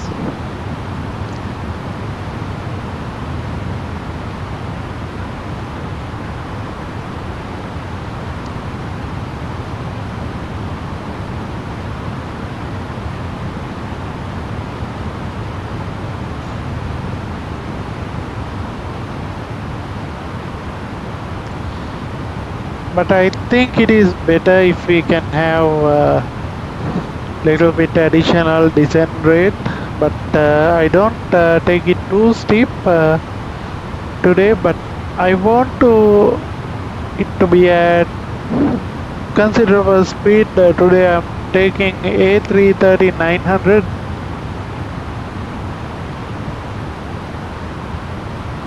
You can see the clouds are dark over here.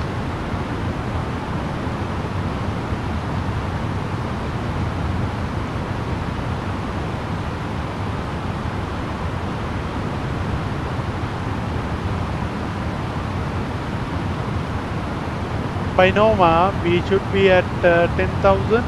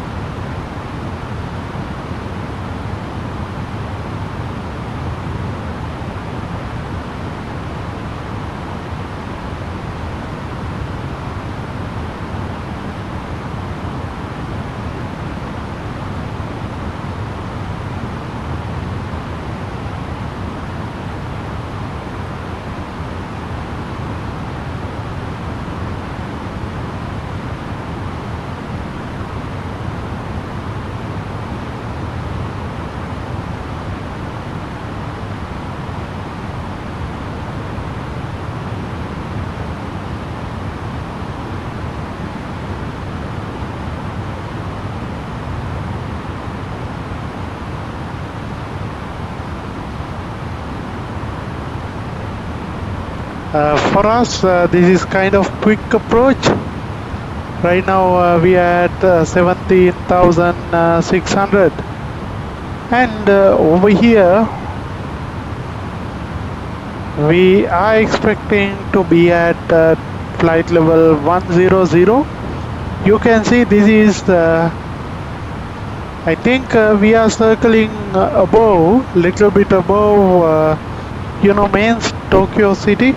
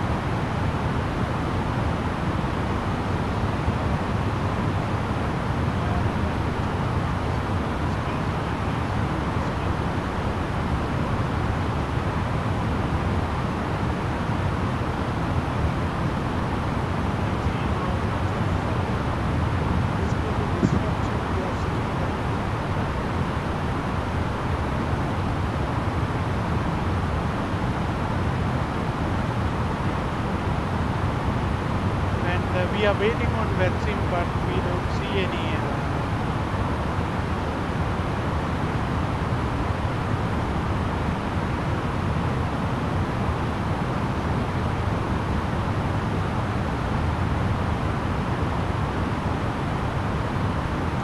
Narita traffic approaching from east of Narita International Airport on downwind. Okay, right now we are at 6,000 and now I'm going to manage my speed down to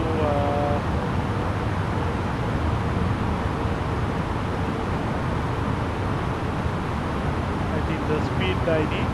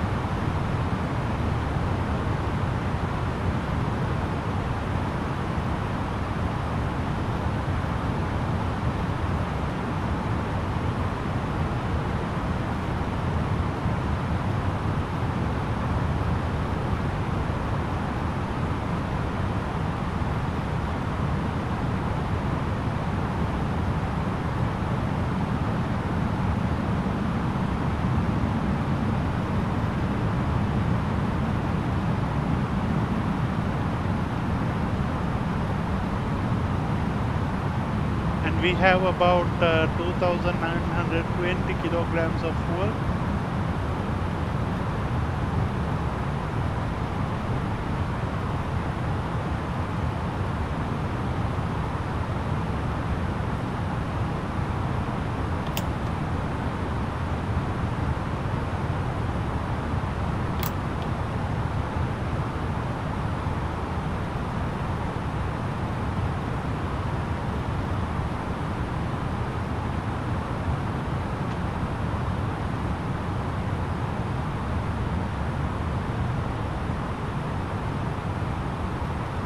Still our descent is not successful over here. We'll need to bring it right before we enter into the curve pattern.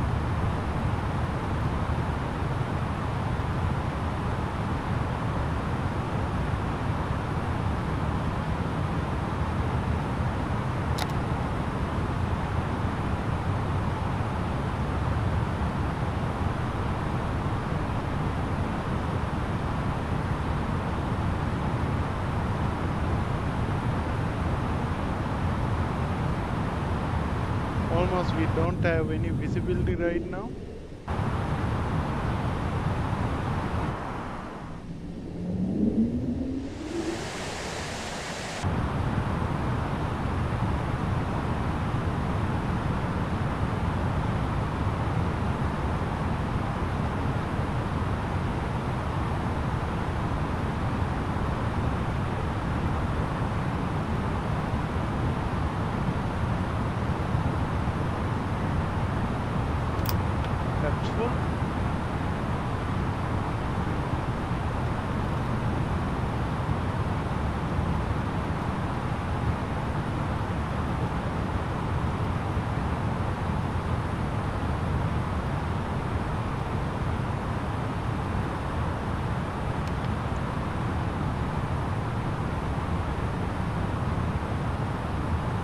Performance check.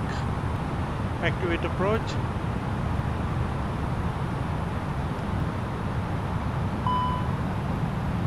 Check.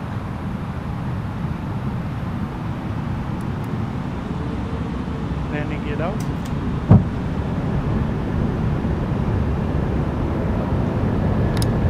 Flight attendants, please prepare for landing.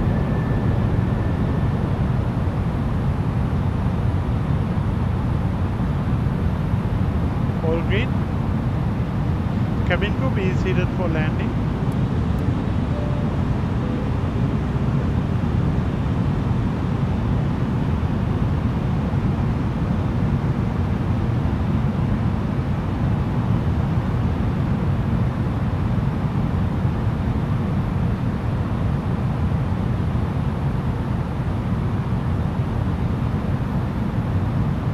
Let's expect for the best. Over here, let's verify the arrival. Arrival, we have selected ILS 16 right.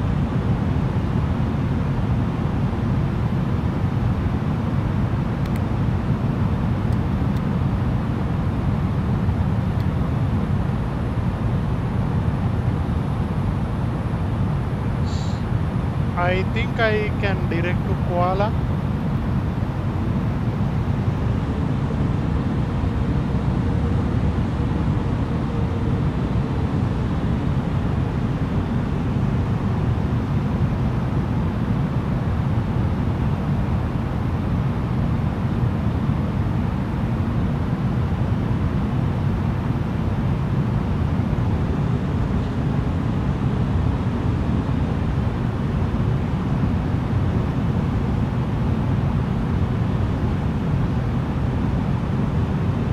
Narita traffic lining up with runway 16 right.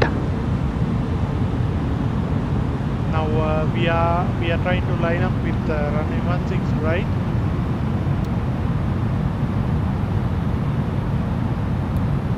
Yup.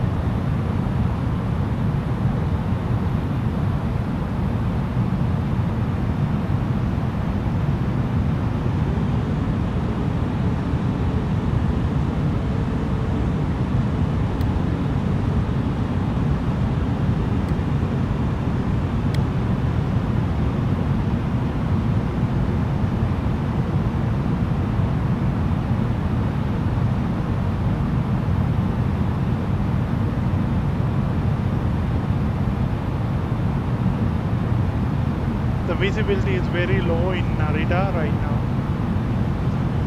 We need to be vigilant about ECAM. Checklist. Barrow reference 1012.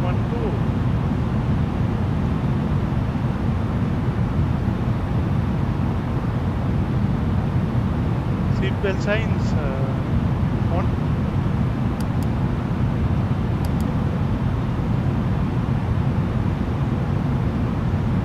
Minimum set, auto brake set, engine mode select normal, approach checklist completed, landing, ECAM memo no blue, cabin ready, cabin crew be seated for landing.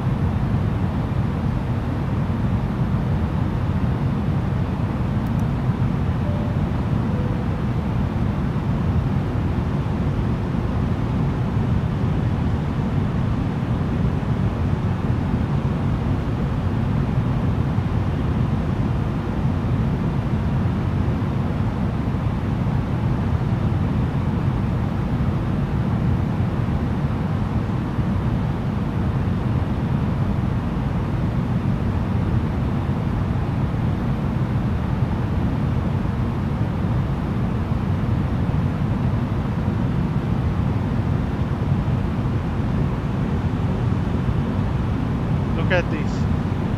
This Narita ground, it is very beautiful. Still we haven't turned into our final leg. Hope you can see. I don't know why it is like there is no good weather over here. Obviously this is very cold weather right now in Tokyo.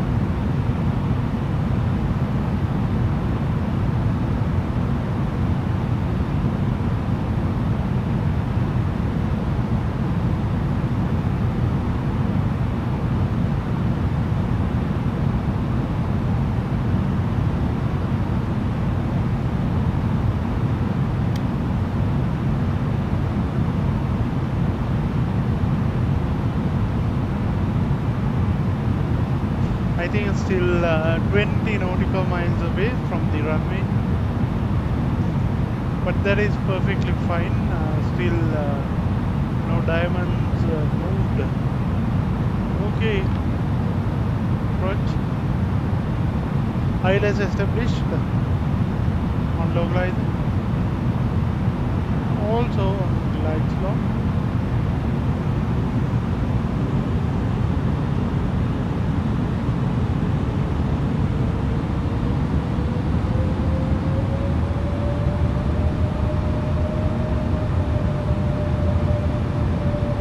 This is the major problem we are seeing over here. One thing is we don't see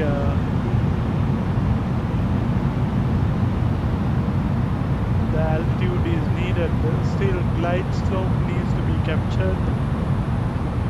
Still the aircraft thinks it is on the top and you can't see anything, but I think slightly right now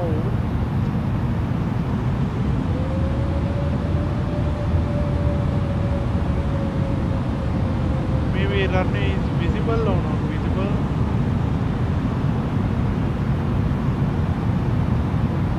We are waiting for the glide slope, but from altitude perspective it is a little bit up right now.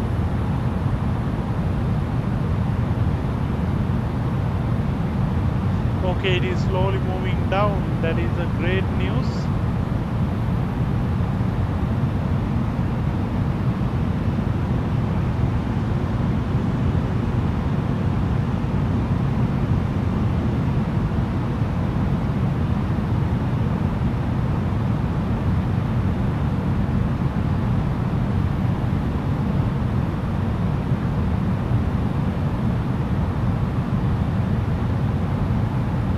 Here the problem is I need to see the runway. That is the requirement number 1. Requirement number 2 would be I should be able to land without huge FPM. Since this is, you know, lengthy aircraft, sometimes the back is going to bend down. Let's expect for a, you know, kind of best landing that we can do. Still we are at 2,600 feet.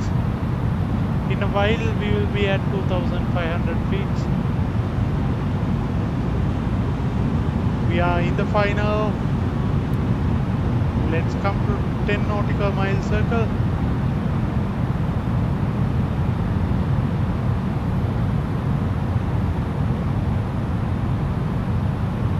We definitely should be straight into the localizer.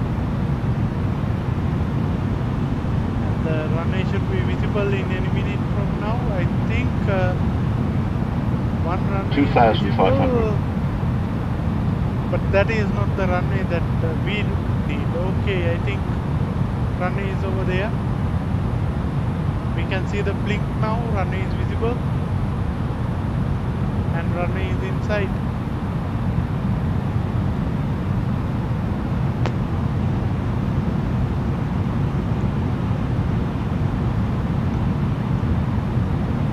Tokyo traffic 10 miles, final to runway 16 right.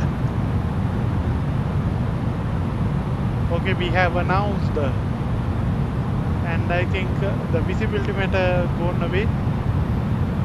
I think right now we have 7 mile visibility, I think. 2,000. Check.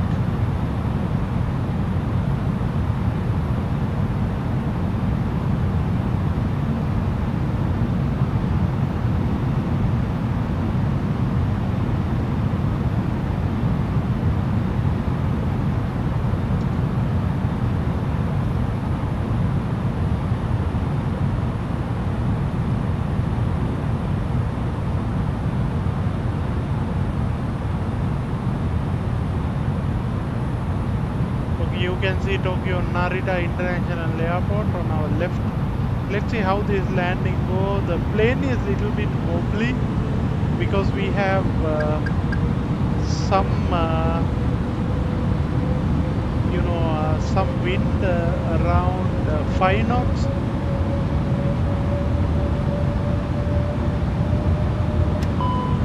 Manual landing.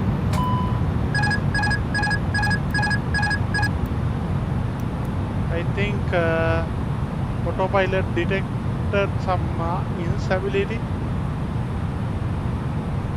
I think aircraft went to a little bit of stall.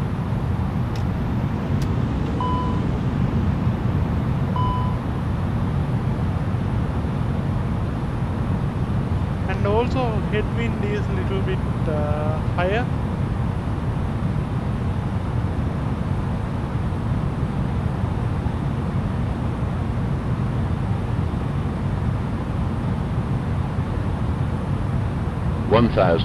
Check.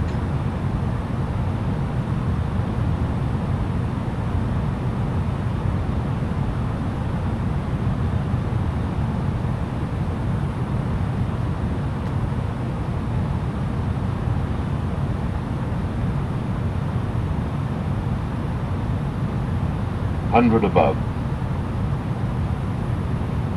Minimum 400.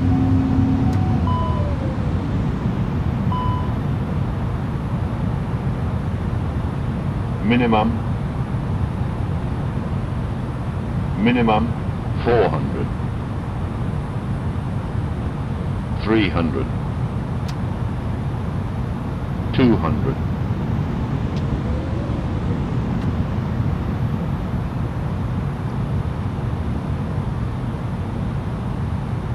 The problem is the aircraft is going up and down. 100. 70. Retard. It went a little bit up. Let's bring it down 20. slowly. 10. 5. Radar traffic, Hong Kong Shadow 849 lines up, runway 165. Unfortunately, landing was a little bit wobbly. But we finally landed. Auto brake off. Check. Prepared winch off. Flaps down.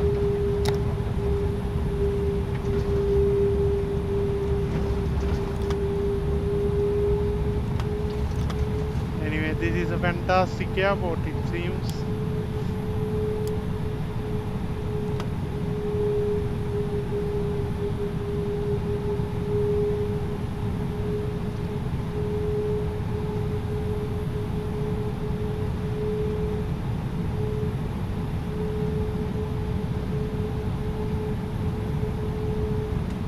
Aircraft little bit bumped, but nothing to do.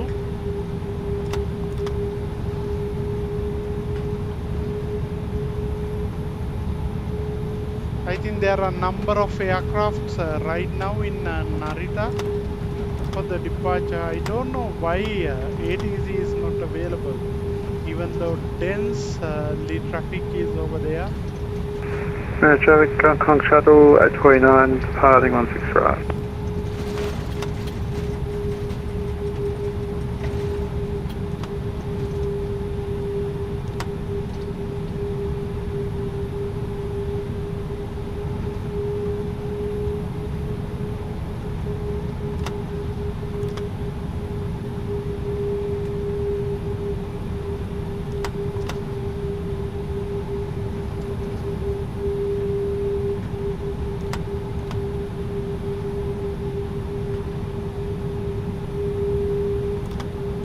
Guys, we are arriving at Narita International Airport right now. You can see this main terminal.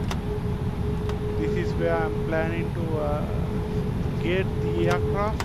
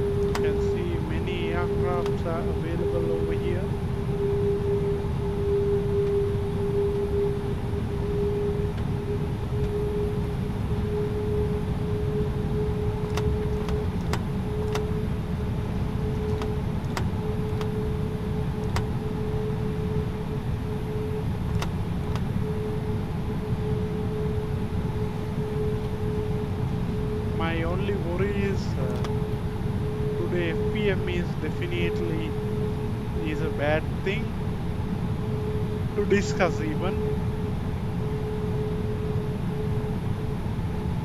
Okay, we have arrived in Narita.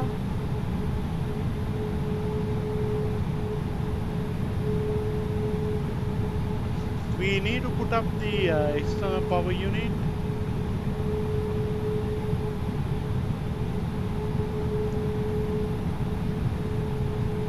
Yeah, that's what it is. The ground power unit is activated. Turning off engine number 2, turning off engine number 1.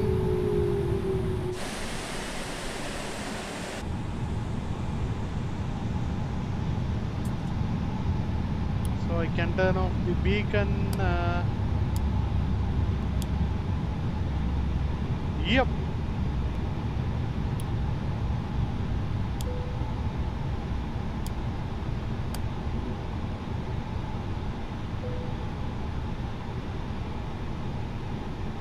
Up to now, I think the PyRep will be accepted.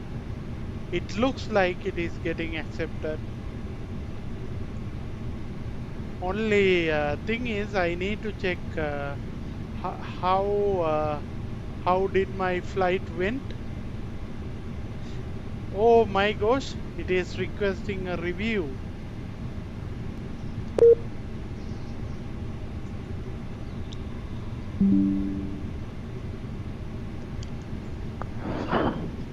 And right now I need to check whether it is still in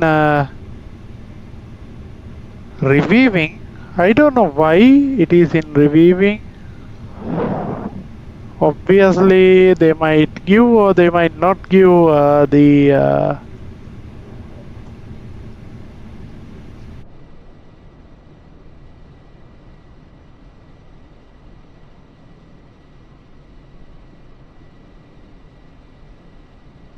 I think here in Narita all these aircrafts are fake.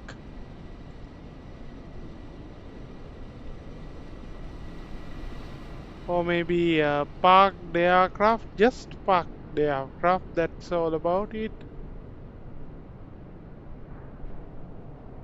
But the Tokyo Narita is one of the largest, you see it, right? I think we have several aprons, gates.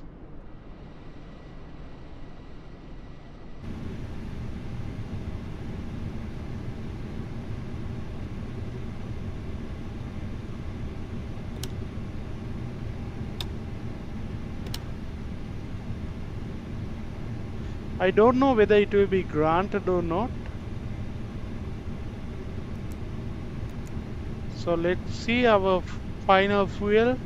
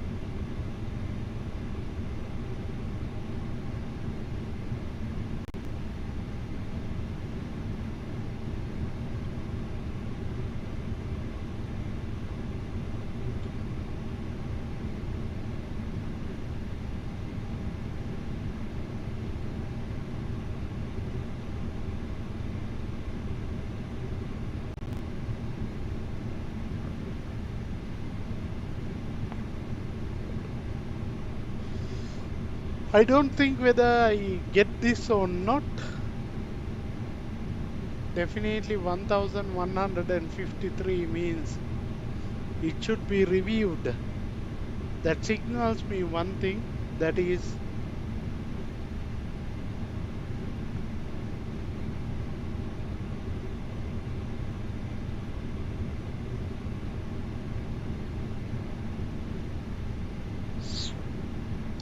Okay, anyway, it says engines not started in the sequence. I think many score has been reduced in this flight. Why is that? Not started insufficient time between engine starts. Landing with fuel below final reserve.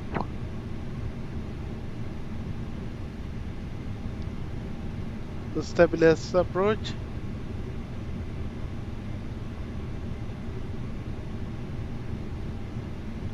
Okay, that means this is one of the worst.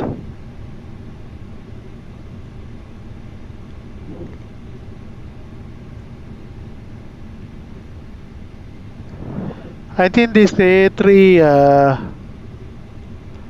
A3 you know, one thing is like I get the number of hours.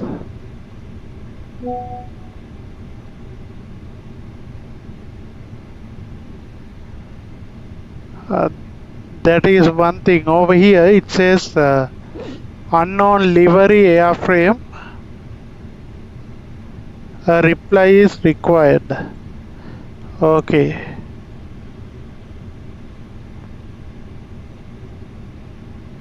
We have to provide the reply.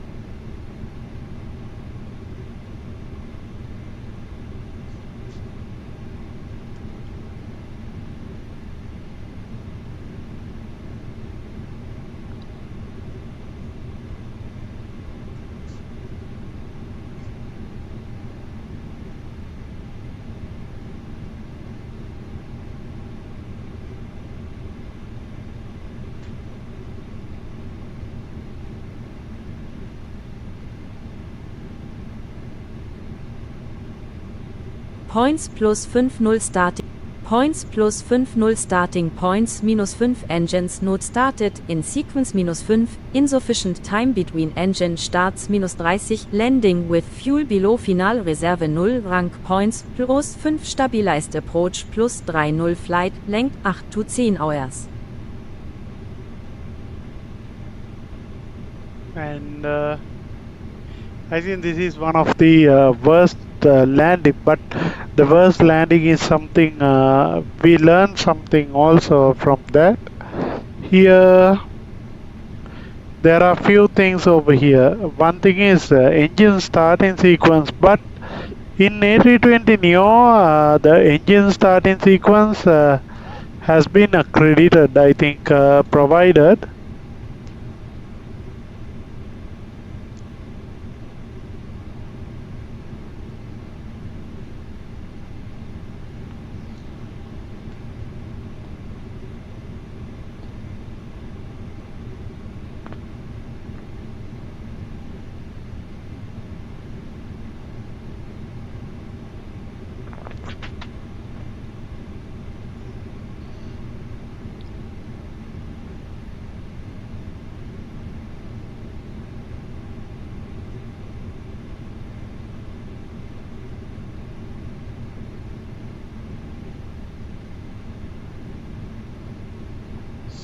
Let me go with another flight from me and find out how it went,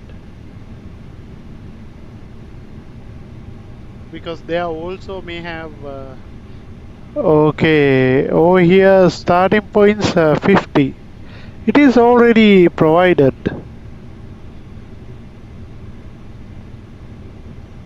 Okay, Lahore was very upset in the arrival. Let's look at other stabilized approach.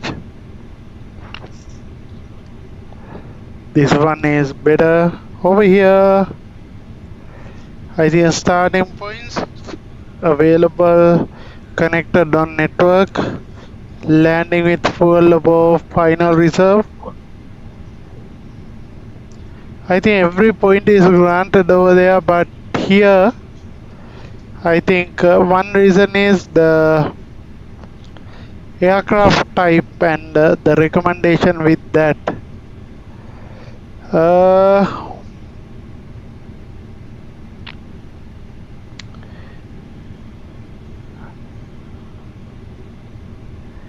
But the other pirate, highly likely it won't get approved, in my opinion. I think number of hours did not awarded. So let's wait and see.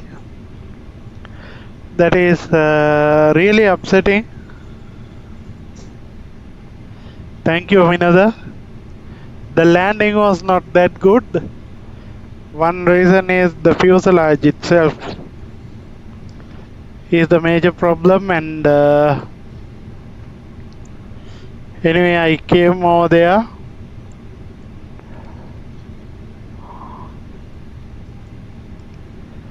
What do you think about it? Actually, it looks like my pirate won't get approved. Maybe.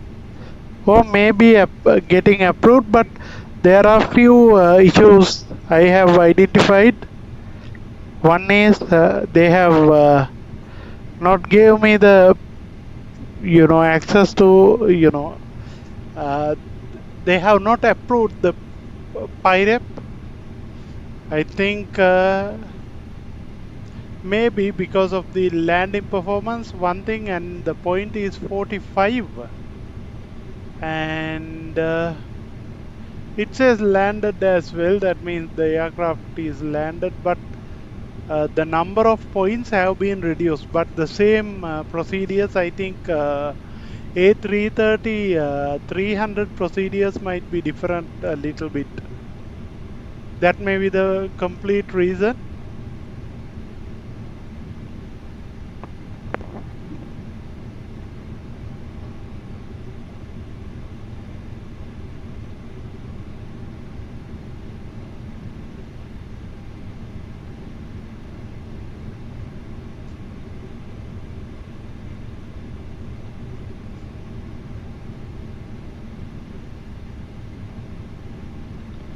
Still, I haven't get the Japan passport.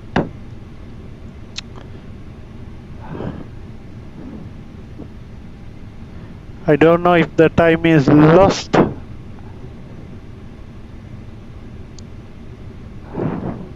So that is the only problem I have in my mind right now.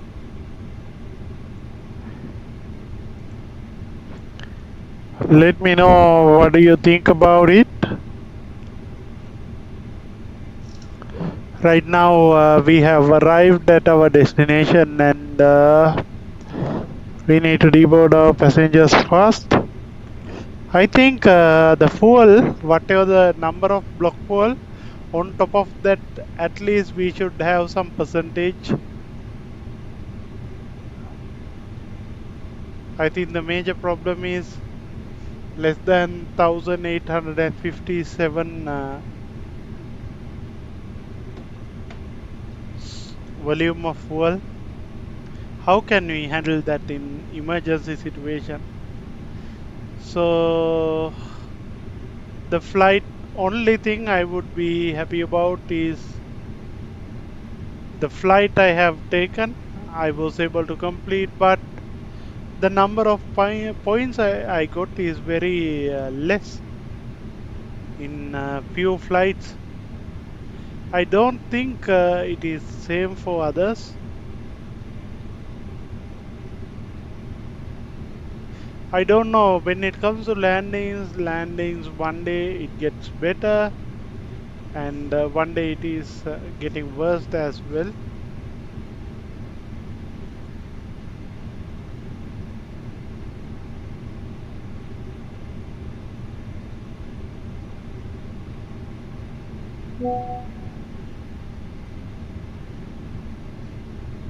That is so unfortunate. If we are flying with this, definitely we should be looking at A330-300. That is my final thought. One thing I need to check whether I can get A330-300, but the problem is with A330-300 also we need to have non-livery. But looks like they are taking it as no livery. That is the major problem over there.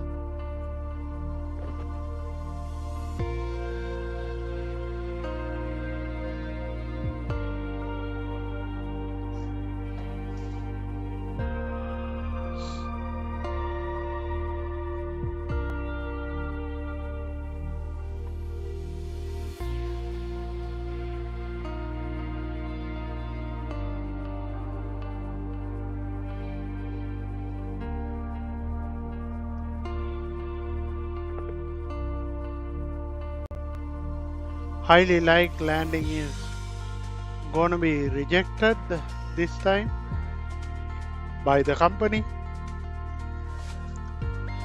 But let's hope for the best. Before that, I will check it again. I use this aircraft, but there is no other way to check A330-300. In fact,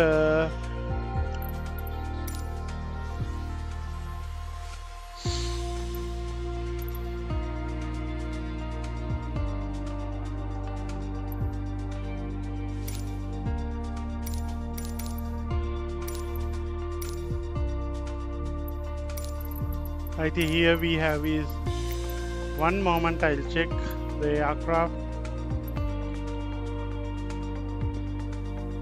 Okay, we have A330-941. That is something we don't have. Anyways, we did a great job by landing this overnight, full of effort, 10 hours of time.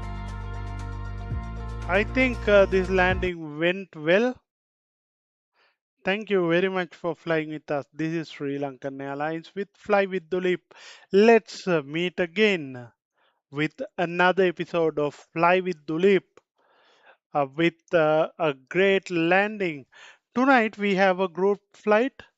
Please make sure you are aligned to that group flight as well. You can watch it online with Fly with Dulip. Thank you for flying with us. This is Sri Lankan Airlines.